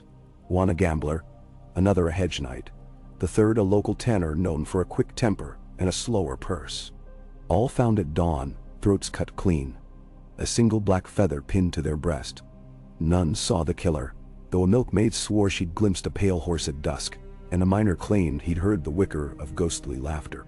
That night, Arya and Niles kept watch from a rooftop near the market square. Below, lanterns swung on the breeze, casting shadows over empty stalls. Midnight came and went, the only sounds the river and a dog's bark far off. Then, just before the moon set, a figure appeared, a tall man in a dark cloak, face hidden behind a silver half-mask. He moved quickly, confidently, pausing at the gambler's house, then circling around to the rear alley. Arya signaled Niles and followed, silent as a wraith. The man stopped at the tanner's door, glanced left and right, then slid inside. Arya waited a moment, then slipped after him, knife in one hand, needle in the other. The house was silent, a single candle burning in the front room. She heard the soft scuff of boots on stone, a creak of the back door. She found him in the stable, examining the tanner's ledgers by the light of a lantern. He looked up as she entered, but did not startle. "I wondered when you'd come, Stark girl," he said, his voice deep and mused. Arya stiffened, recognizing the tone. Wary, experienced, not cruel but certain. "You know me." He lifted his mask, revealing a lined face, gray eyes bright in the gloom. "You wear many faces, but I saw you once, in King's Landing. I was in the gold cloaks before the war." He smiled thinly. "Now I serve a different master. The law of the high and the law of the low. They're both broken here. Someone must remind them there is justice, even in darkness." Arya lowered her blades. "Justice is not murder. Who set you this task?" "No one," the man said simply. "After the war, after the dragons, the Vale lost its heart. Men who preyed on the weak found courage. I give them fear instead." He studied her, then glanced at her shadowed hand. "Are you here to stop me?" Arya shook her head slowly. "I'm here to understand, and to offer another path." He laughed softly. "Another path. Tell that to the tanner's widow or the miner's orphan." Arya looked at him a long moment, then said, "Justice is the light. We walk the shadows so others may sleep, but when we bring the shadows home with us, we become what we hunt." He considered that, mask dangling from his fingers. "And what would you have me do?" "Teach," Arya said. "There are others, young, clever, willing to learn. Let them help, let them judge, let them choose mercy. One blade makes a tyrant, but a council of hands makes a shield." He looked down, and she saw the weight he carried in the bend of his shoulders. "I'm tired, Arya Stark, but perhaps you're right." He handed her the mask. "Let them remember the ghost, but let the ghost become many." By dawn, the word spread that the masked knight had vanished, leaving the black feathers behind, but no more blood. Arya and her apprentices gathered the town's young, street orphans, apprentices, shepherds, and taught them the lessons of the shadows, how to listen, how to see without being seen. how to defend without killing. In time, the stories would change. The ghost became a legend, a warning, but also a hope. An unseen watcher who protected the innocent and punished the cruel, not with death, but with discovery and shame. The journey west continued. They passed through the stony valleys of the West Vale, through villages where Arya's name was a whisper, half worshipful, half fearful. They intervened in a border feud, exposing the treachery of a petty knight who claimed bandits had raided his grain stores, when he had sold the stores to smugglers for a better price, leaving his tenants to starve. Arya discovered his hidden account books. Rhaella charmed the steward's daughter. Niles crept into the Lord's chamber and left behind a token and a note. "Confess, or justice will be done." The knight confessed as they knew he would, and the people marveled that the shadows could bring truth when all else failed. With every passing week, Arya's order grew, not in numbers, but in rumor, in hope. She saw how her students changed. Rhaella grew tall and bold, her laughter sharp as sleet, but her eyes softer. Arya smiled more, trusting herself and the path she had chosen. Niles, who once hid behind silence, now spoke freely, weaving stories and teaching new recruits the codes of the shadows. They entered the Riverlands in late summer, the leaves just beginning to gild with gold. The scars of war lingered, burned farms, abandoned villages, widows tending fields alone. In Fairmarket, they thwarted a plot by a mercenary band who meant to ransom a merchant's son, only to find the son had arranged his own capture, hoping for a share of the spoils. Arya's students uncovered the truth, and the would-be kidnappers found themselves bound and marched to justice, the sun exposed before the town. As autumn deepened, they crossed the Trident at night, pausing on the old stone bridge where Arya remembered her past. The deaths, the near misses, the choices that had brought her here. She let the water's rush fill her with calm, the sense of the world in motion, and felt the many faces she'd worn settle around her like a cloak, heavy but warm. One evening, as they camped beneath a stand of willow by a slow silver stream, Arya called her students together. "You've learned much," she said, "and taught me as well. There will always be darkness, always those who prey on the weak. But now you know, shadows are only shadows until someone brings the dawn." They sat in silence, watching the fires glow, listening to the wind. Niles, thoughtful as ever, said, "What if we fail?" Arya smiled. The old wolf's smile. "Then we try again. As long as we draw breath, we stand. That is all the gods ask." In the months that followed, the stories spread, from the Vale to the Riverlands, from the fingers of the north to the salt marshes of the south. There were tales of faceless justice, of children saved from burning houses, of thieves who returned what they'd stolen, of lords who found the courage to confess their wrongs, fearing the judgment of unseen eyes. Arya and her apprentices became legend, a living answer to a broken world's prayers. And though her feet ached, and her heart sometimes longed for the quiet of Winterfell, Arya Stark, once no one, now became the guide for many. On the first night of winter, as snow began to fall in gentle sheets, they reached the edge of the Wolfswood, the gray towers of Winterfell rising in the distance, smoke curling from its chimneys. Arya stood in the fading light, the old ring warm against her skin, her students at her side. "We have walked far," she said, "but the road goes ever on. This is not an ending, but a homecoming, and a beginning." "No." Rhaella, Arya, Niles, each nodded, their faces alight with hope and purpose. As the snowflakes fell, Arya led them through the gates of Winterfell, home at last, but never finished. For the shadows had learned to carry the dawn, and wherever darkness gathered, her order would answer. The North, the realm, and even the world beyond would remember this, that a girl who had been no one became the spark for a new kind of justice, one that wore many faces, but served only the living. And so the story grew, season by season, life by life, justice shaping the world, not with fear, but with the courage to choose mercy in the dark.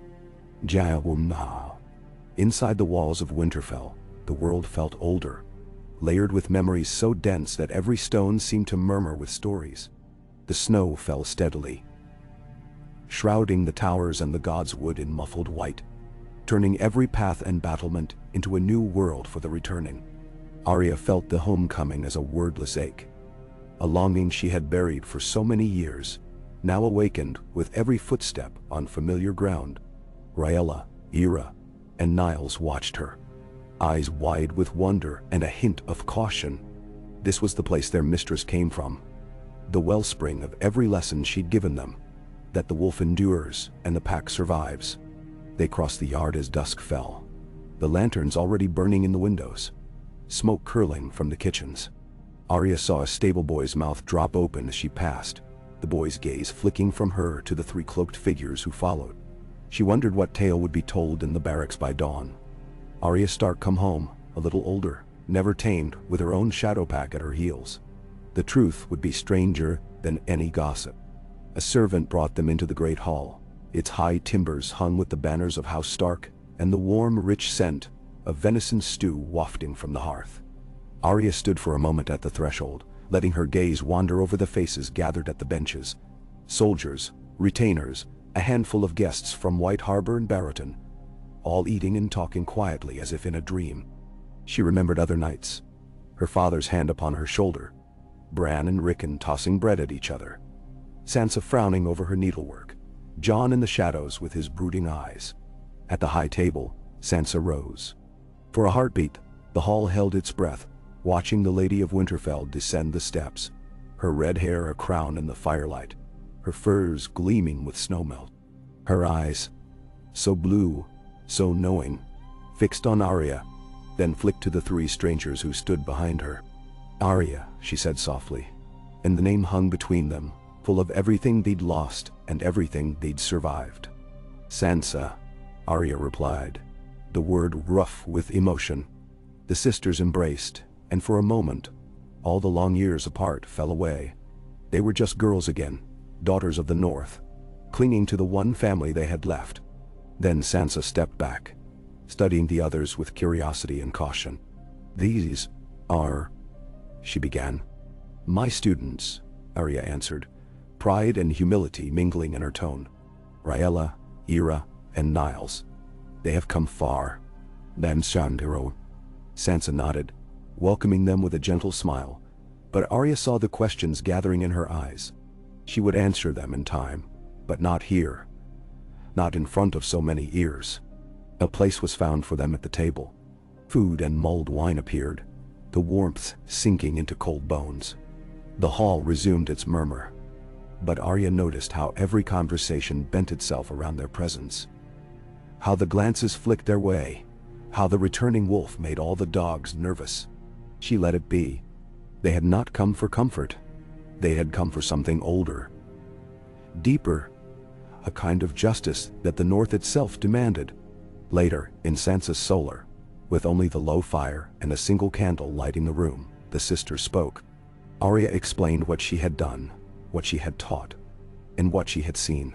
She told Sansa of the faceless order she was forging, of the justice and mercy they carried in equal measure. Sansa listened in silence, fingers interlaced, her eyes shifting with each new revelation. "So you are neither assassin nor lady now," Sansa said at last, voice thoughtful.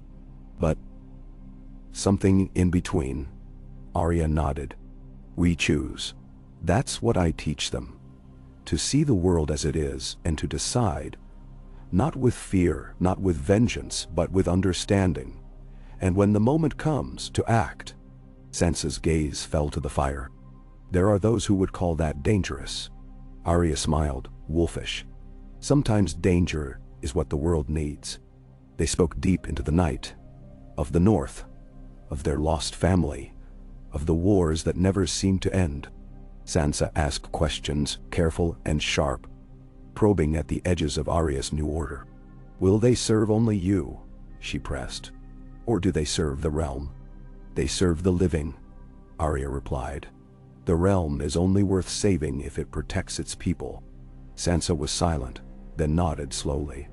"Perhaps we are more alike than we thought." Winterfell became a sanctuary, but only briefly. Word traveled swiftly in the North, and soon there came supplicants to the gate. small folk from nearby villages, then from as far as the White Knife, bringing tales of their own. Some had suffered from raiders. Others sought lost children or justice against petty lords who took more than their due. Sansa listened to each, sometimes judging herself, sometimes turning to Arya for counsel. One cold morning, as the first true blizzard of the season swept across the fields, a woman arrived on foot, face raw with windburn, carrying a small bundle clutched to her chest. She knelt before the hearth and begged for help. "My husband was killed last moon," she whispered, her voice ragged. "They say a bear took him, but I know the truth. It was Lord Bolton's men. They came in the night, took the strong, left the rest to starve. My boy, he's all I have, he's missing. Please, Lady Stark, find him." "Nay." Sansa's jaw hardened, but it was Arya who knelt beside the woman. She took the cold hands in her own, felt the tremble in her bones, saw the raw grief that no winter could cover. "We will find your son," Arya promised, "and those who wronged you will answer for it." Rhaella, Ira, and Niles watched, listening. Later, in their small room above the kitchens, Arya gathered them. "This is our task. Not vengeance, but justice. The North must know there are eyes watching, hands ready to help. We leave at dawn." Nebem shade. They rode out under a sky heavy with snow. Their tracks soon lost behind them. The journey was bitter, every breath burning the lungs. But the road was familiar. Across frozen fields, through bare woods, past ruined holdfasts, where ravens wheeled in the bleak air. They found the woman's village a day later, half buried in drifts. The hall burned black, the few survivors gaunt with hunger. Rhaella spoke with the children, coaxing their stories with gentle patience. Ira searched the ruins for tracks, studying the snow for any sign of passage. Niles questioned the elders, his words quiet and respectful, listening for truths hidden by shame or fear. Piece by piece, the story emerged. Bolton's men, hard-eyed and bitter, had come for taxes and food, taking the strongest for labor and the youngest for the kitchens of Dreadfort. The boy, a scrawny lad named Tim, had tried to run, but was caught and dragged away north, toward the old logging camps near the Wolf's Wood. "We follow," Arya said, her voice low with resolve. "But we do not strike in anger. We find the truth, and we bring it back." They moved through the woods, silent as ghosts. The snow fell heavier, muting sound and softening their steps. At dusk they found the camp, a cluster of ramshackle tents around a half-collapsed lodge, smoke rising from a single fire. Men huddled close, swaddled in furs, the mark of the flayed man stitched into their sleeve. Rhaella circled wide, slipping between the trees. Ira crept to the edge of camp, watching, counting, reading the faces of the men. Hard, desperate, some frightened, others cruel. Niles spotted the boy, tied near the fire, shivering but alive. They waited for darkness.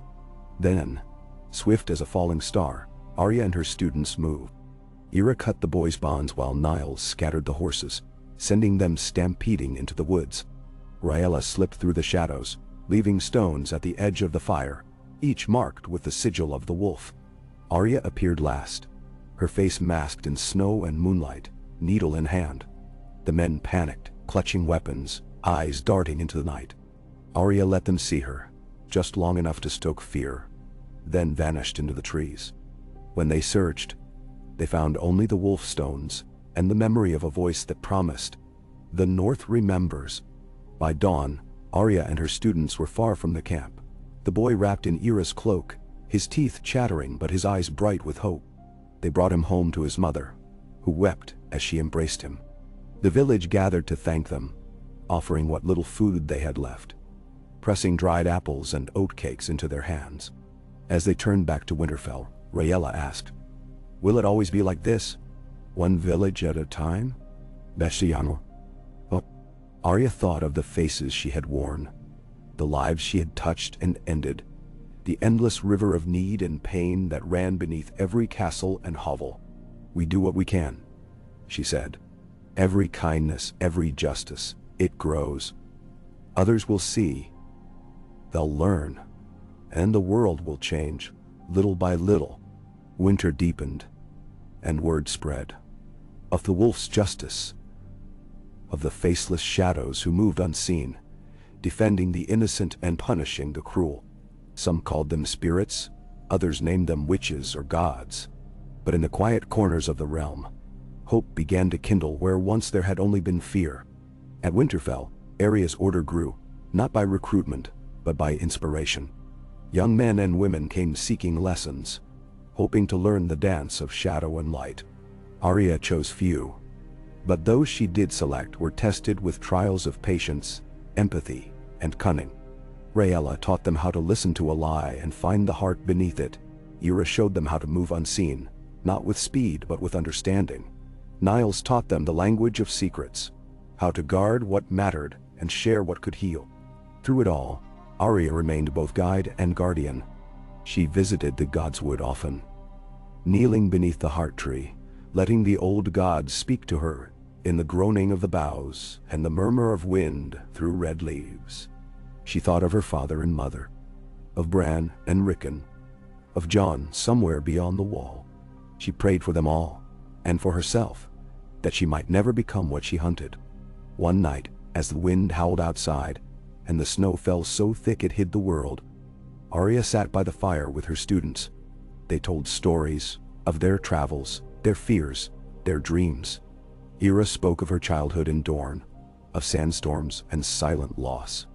Rhaella described the canals of Braavos, the hunger and the beauty and the freedom. Niles sang a soft song of the Rhoynar, his voice trembling on the edges of old sorrow.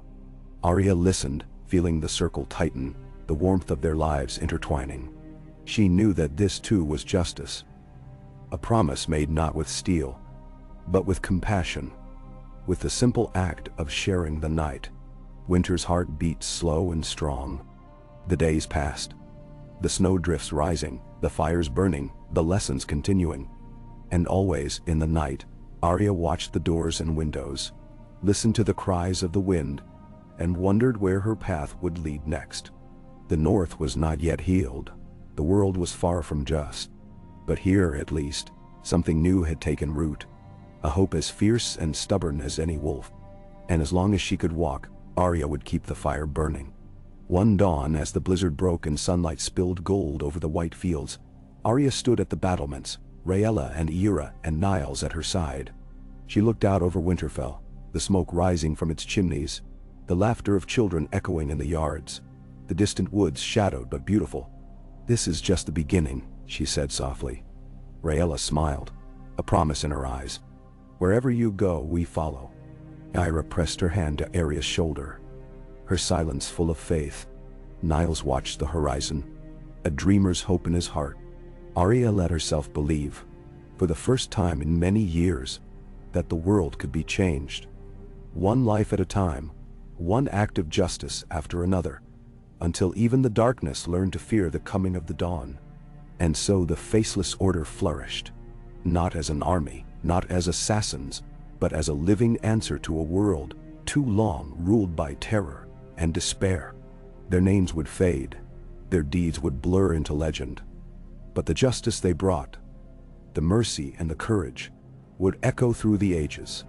Winter came, and spring after, and still they walked the road together, not as wolves hunting, not as shadows fleeing the light, but as those who carried both and wove them into something new. The faces changed, the names were forgotten, but the truth endured. A flame passed from hand to hand, a hope that would never die. Pa, K, Lin-Wai. The first thaw of spring seeped into Winterfell, softening snowbanks and coaxing steam from the old stone as ice wept into muddy rivulets. The world felt both raw and new. Arya woke before dawn, her limbs restless, her mind turning through faces and possibilities. In the dark hush, she padded to the yard, breathing the cold air, watching the towers shift from black to gray in the growing light.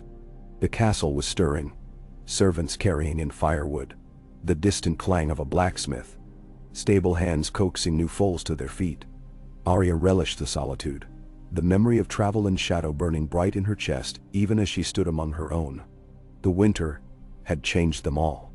Rhaella, grown taller and stronger, carried herself with a wary confidence, her eyes still always seeking but now kinder to the lost.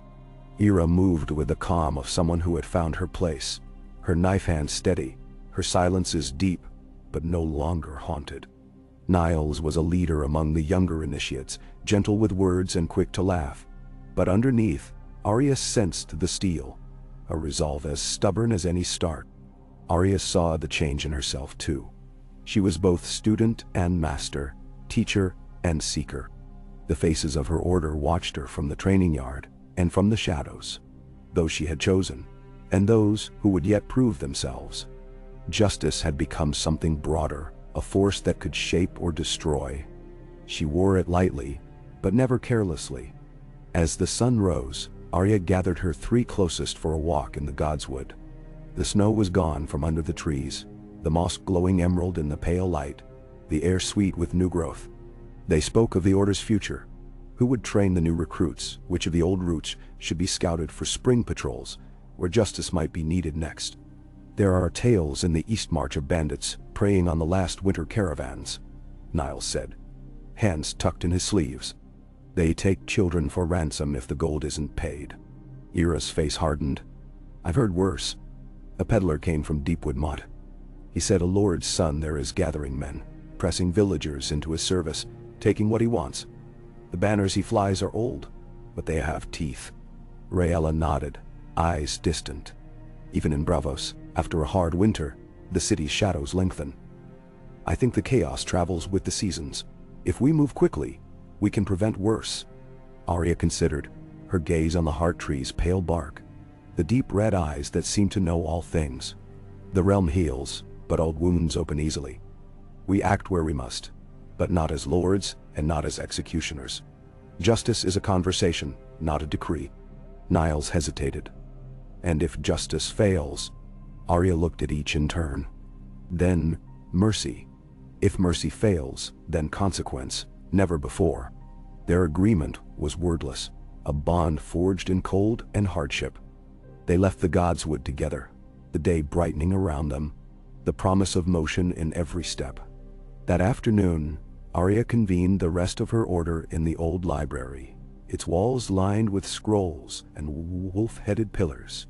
She called forth the initiates, some orphans of war, others the children of small folk or distant kin, a few scions of noble blood come in secret.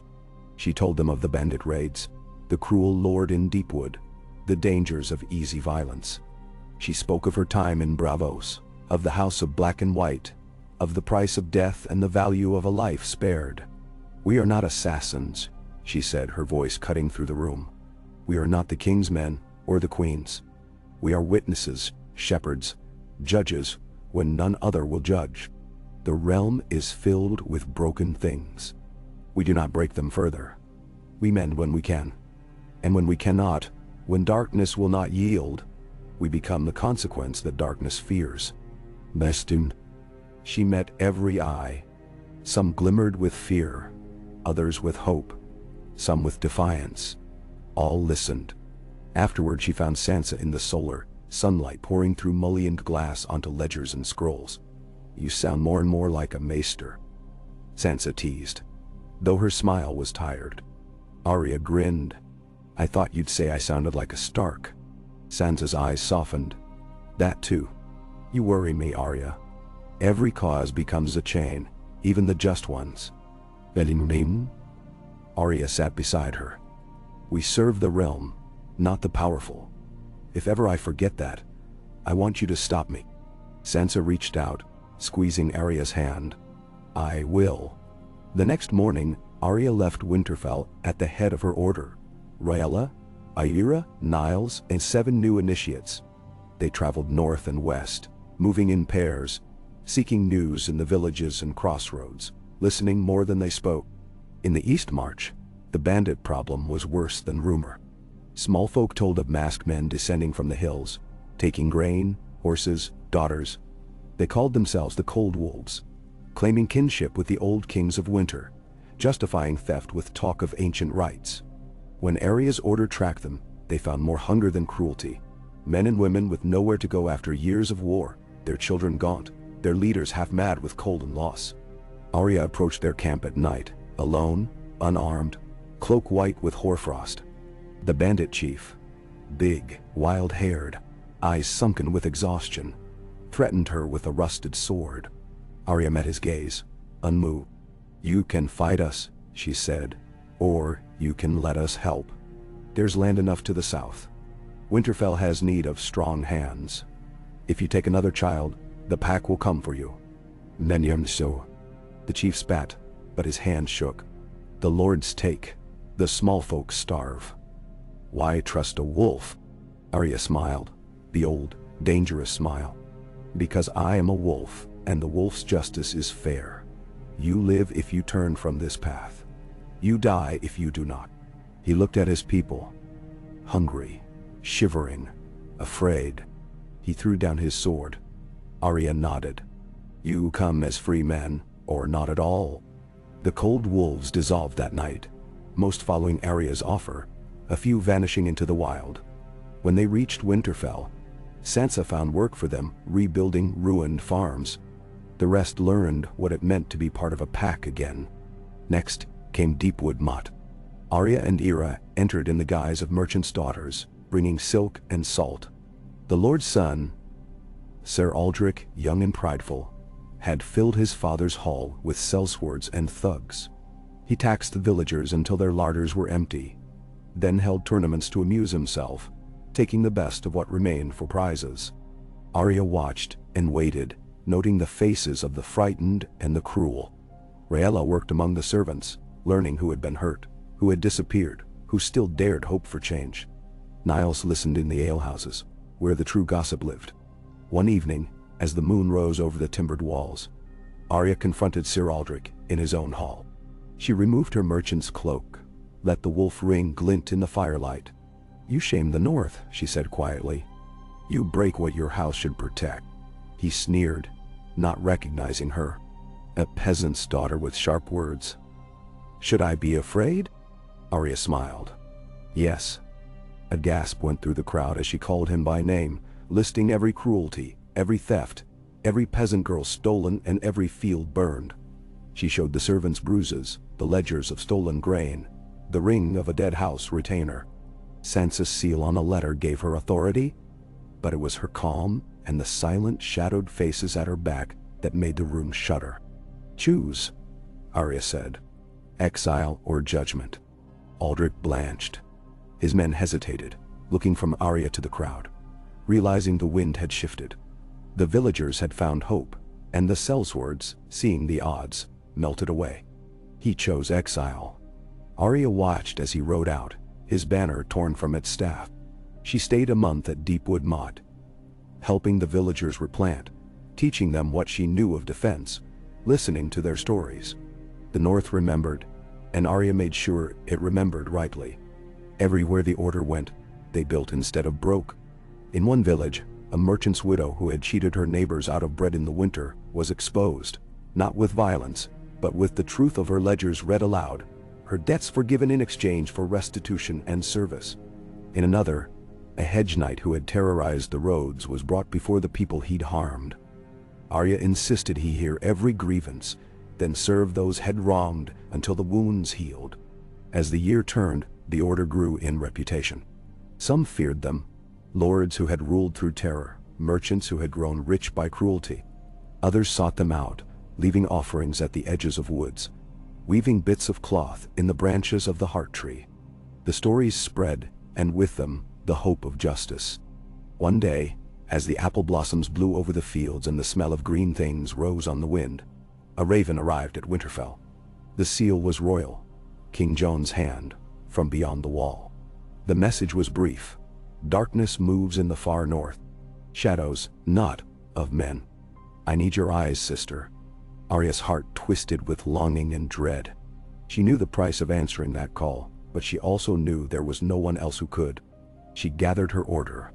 "The North is at peace for now," she said. "But the world beyond the wall is not. I must go, and some will come with me. Others will stay. Keep the fire burning, remember what we are." There was fear in their eyes, and pride. Rhaella stepped forward first, always the brave. "I will go where you go." Ira was next, quiet and fierce. "The shadows are longer in the north. We are needed there." Niles, torn, shook his head. I will stay. The order is strong here, but it is young. Someone must hold Winterfell's lessons safe. Damn. Arya embraced them all, fierce and full of love. She named Niles her second, entrusted him with Sansa's counsel, charged him with teaching the new initiates. Then, with Rhaella and Ira, she rode north, past Last Hearth and into the wilderness, where winter's chill still lingered in the wind, and the sky at night was alive with strange lights. Their journey was harder than any before. They faced wildlings, some desperate, some kind. They crossed fields of old bones and past cairns that hummed with memory. At the edge of a frozen lake, they met Jon and his loyal few, weathered, hard-eyed, changed. The old bond flared between brother and sister, but they did not waste words. There was work to do. A village had vanished, the houses empty, the snow unsullied by tracks. Some said it was the work of shadows. Others blamed a new sickness. Arya's order moved through the ruins, reading signs no others saw. Blood on a door frame, a broken amulet, strange glyphs scratched into the wood. They found the missing villagers deep in the woods, gathered in a circle around an ancient weirwood, dazed and silent. An old woman, draped in furs and bone, murmured prayers in a forgotten tongue. Arya stepped into the circle, her presence a blade in the hush. The woman's eyes snapped open, seeing not Arya, but every face she had ever worn. You walk with many shadows, the crone rasped. But which is yours? Arya answered, all and none. I am what the world needs. The crone nodded. Then mend what is broken, if you can. Mando. It took days, but Arya and her order learned the truth. The village had been cursed by an outcast wise woman, a child of the children of the forest who had lost her own to the winter's hunger. Her grief had turned to magic, her magic to harm. Arya did not kill her. She listened, she wept, she made peace, offering the wise woman a place at the fire, a promise of memory, a home in exile. The curse lifted. The villagers returned.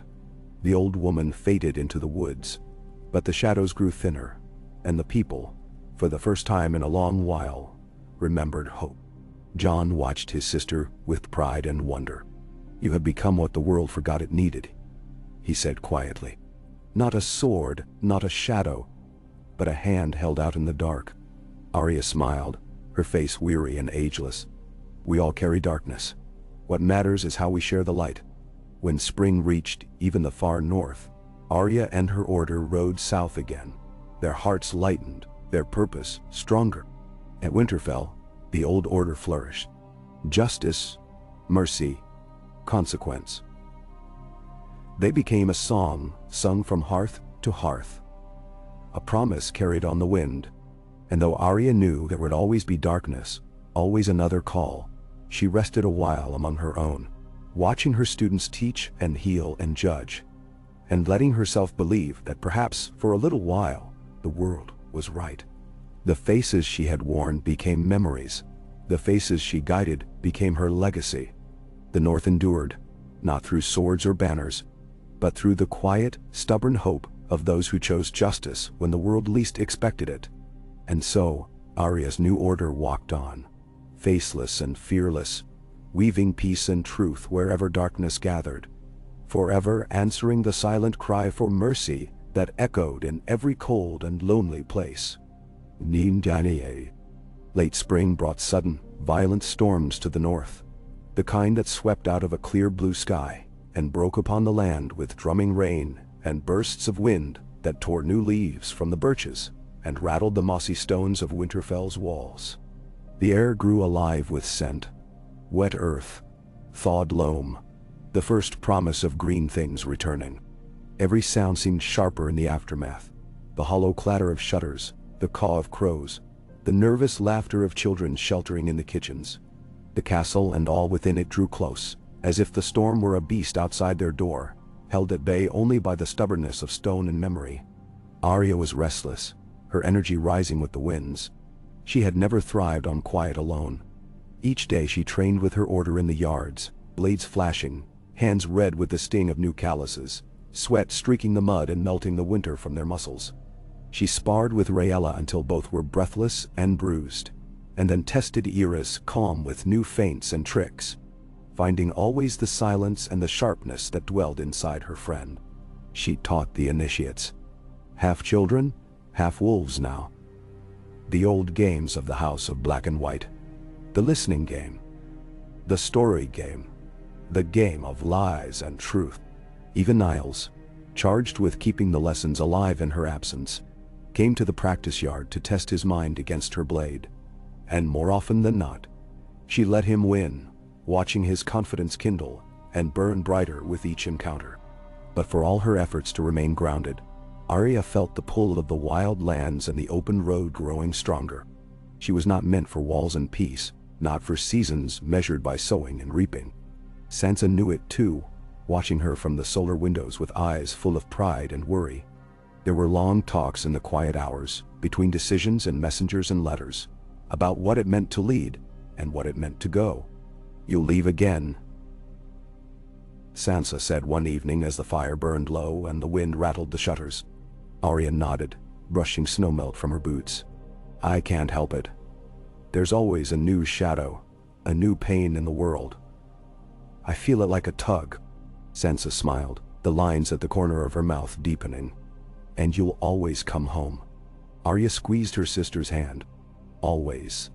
The news from the south came on a muddy, battered horse, the rider half frozen, the parchment sealed with the sun and spear of Dorne. Word had spread. Bandit lords and broken men were rallying again, this time along the King's Road, preying on trade and travel. Worse, whispers ran of a new faith rising in Old Town. A firebrand preaching that the gods had abandoned Westeros, that only through sacrifice could the world be made pure. The faith militant had not returned, but a kind of fever had, old fears burning with new purpose. Arya called her order together in the great hall, banners fluttering above their heads. There were more of them now than a year before, boys and girls from the north, Riverlanders drawn by rumor, even a pair of quiet sisters from the Stormlands who claimed descent from a line of maesters. She let the news roll through them, watching faces tighten with resolve and uncertainty. "Justice isn't a sword," Arya told them. "It's a choice. We don't hunt for glory or for vengeance. We answer need, wherever it's found." She divided them, pairing older with younger, experienced with green. Niles stayed to protect Winterfell and keep the lessons alive, while Rayella and Ira, by Arya's side, prepared their kits, disguises, poisons, simple blades, and most importantly, the coin of kindness and truth. Their first road led west, toward the Riverlands. The fields were wild with flowers and the last dregs of meltwater. They moved by night, sheltering in old sept ruins or the half-rebuilt holdfasts that dotted the green expanse. Arya wore a merchant's face in some villages, a shepherd girl's in others. Rayella played her cousin, learning the price of grain and how to mend a mule's split hoof. Ira melted into kitchens and cellars, always listening, always watching. At a crossroad inn they heard the first tales. A black-cloaked figure, neither man nor woman, haunting the roads at dusk, taking coin from the wealthy and bread from the poor, leaving tokens with the broken. Small stones carved with the sigil of a seven-pointed star, each one marked by a shallow cut down its center. "A sign of the new faith," the innkeeper muttered, pouring watered ale into cracked mugs. "They say the gods are coming back angry, and the fire'll burn the filth away." Arya and her companions exchanged glances. They tracked the stories, moving from hamlet to hamlet, finding evidence of both mercy and cruelty. In one village, the black-cloaked figure had left a sack of flour and 3 copper coins at the door of a widow's hut. In the next, they found a merchant's son beaten bloody for refusing to kneel and swear to the purity of the new god. The true face behind the mask, Arya learned, was a girl no older than Rayella, a child of the war, orphaned and alone, raised on tales of heroes, but hardened by loss. Arya found her at last in a ruined mill, hunched over a flickering fire, sharpening a kitchen knife. "Why do you do this?" Arya asked, voice gentle, not a command. The girl looked up, defiant. "Because no one else will. They come, they take, and they say the gods don't see." Someone has to make them see. Arya nodded, sitting by the fire, the warmth of it a fragile piece. The gods see, but people are blind. Justice isn't a brand or a knife. It's what you do after the fear passes. Nair. Our now. The girl wept, then her tears bitter with hunger and hope. Arya offered her a place among the order, and though trust came slowly, the girl accepted, her old mask left behind, with the last ashes of the fire. They moved south, following the threads of chaos to the King's Road, where caravans traveled under heavy guard, and towns had built their own walls of sharpened stakes and fear. The new faith was strongest here. Men and women dressed in rough-spun robes, faces painted with red streaks, their sermons echoing from ruined septs and the bones of old castles. They spoke of purging, of a new age, of the doom of all who would not bend. Arya sent Rhaella and Ira into the throng, listening to the rhetoric, counting the faces. What they found chilled them. A zealot's army, grown fat on fear, preparing to march on Old Town and then north, where they claimed the old gods still lingered. Heresy to be burned away. Arya slipped into the gatherings, blending with the crowds. She saw the faces, desperate, angry, wounded.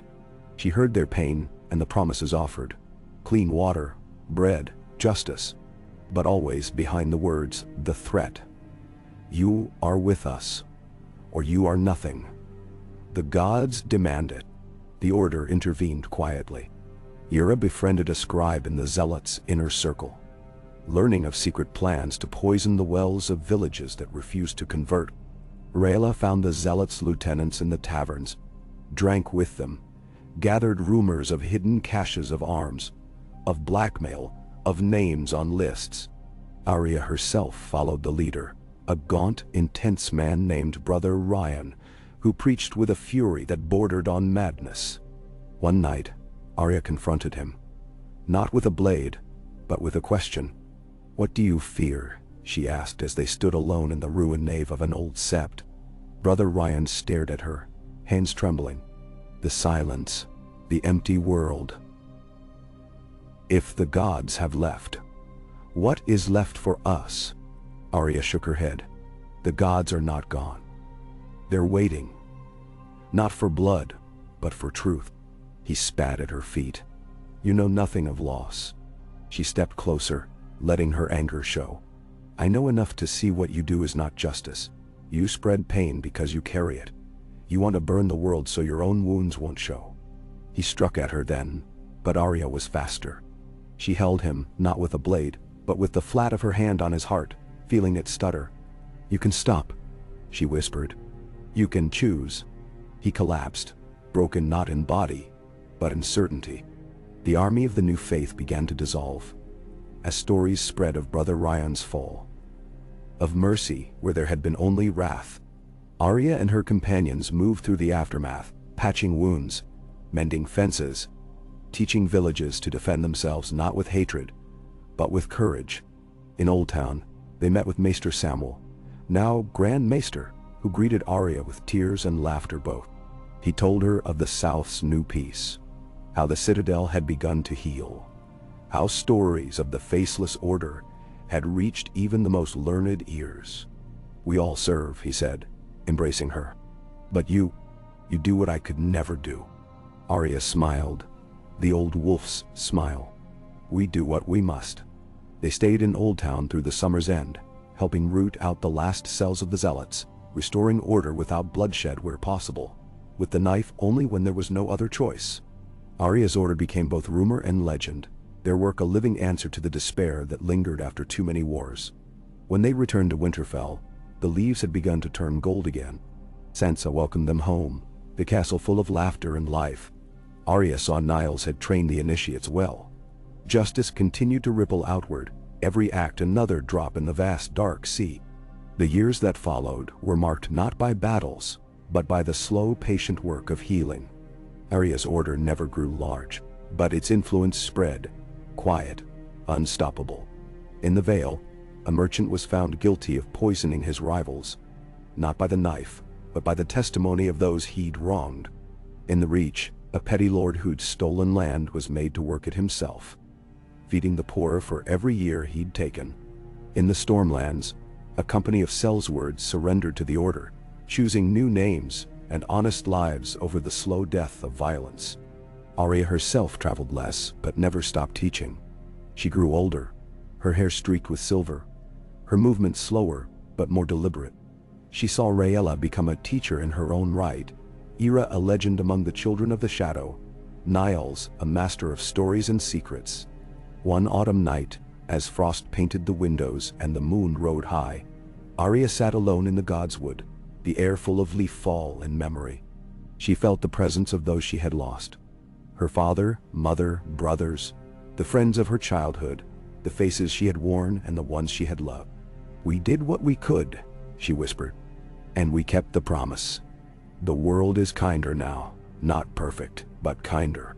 She pressed her hand to the heart tree, feeling the roughness of the bark, the slow, deep pulse of sap and age and wisdom. The faces on the tree watched, silent and eternal. Arya closed her eyes, letting the quiet fill her. In that peace, she saw the world she had shaped. One of choices, of chances, of mercies offered and taken. Her order would endure. She knew, because the world would always need those who could walk in shadow and carry the light. She rose, the wolf ring cool against her skin, and went to join her family, her students, her friends. She was Arya Stark of Winterfell, of the Faceless, of the living, and her story was not finished. Far to the south, a frightened girl hid from her enemies, clutching a coin in her palm, remembering a story she had heard of a wolf who was no one, who protected the lost and punished the cruel. In the free cities, an old priest lit a candle before a nameless shrine and prayed for justice in the dark. Across the narrow sea, the winds carried the name of Arya Stark, and in every place where hope flickered, the Faceless Order walked. Quiet, unseen, but never absent. And so, the tale spun on, life after life, choice after choice, a song for those who could not sing, a shield for those who could not fight, a mercy for those who dared to change. The world bent, again and again, toward justice, not as sword or mask, but as the gentle hand that lifts a fallen child, as the voice that says, "You are not alone." The dawn broke, golden, cold and bright, and Arya walked forward, her shadow long and her heart light, leading her order into the endless morning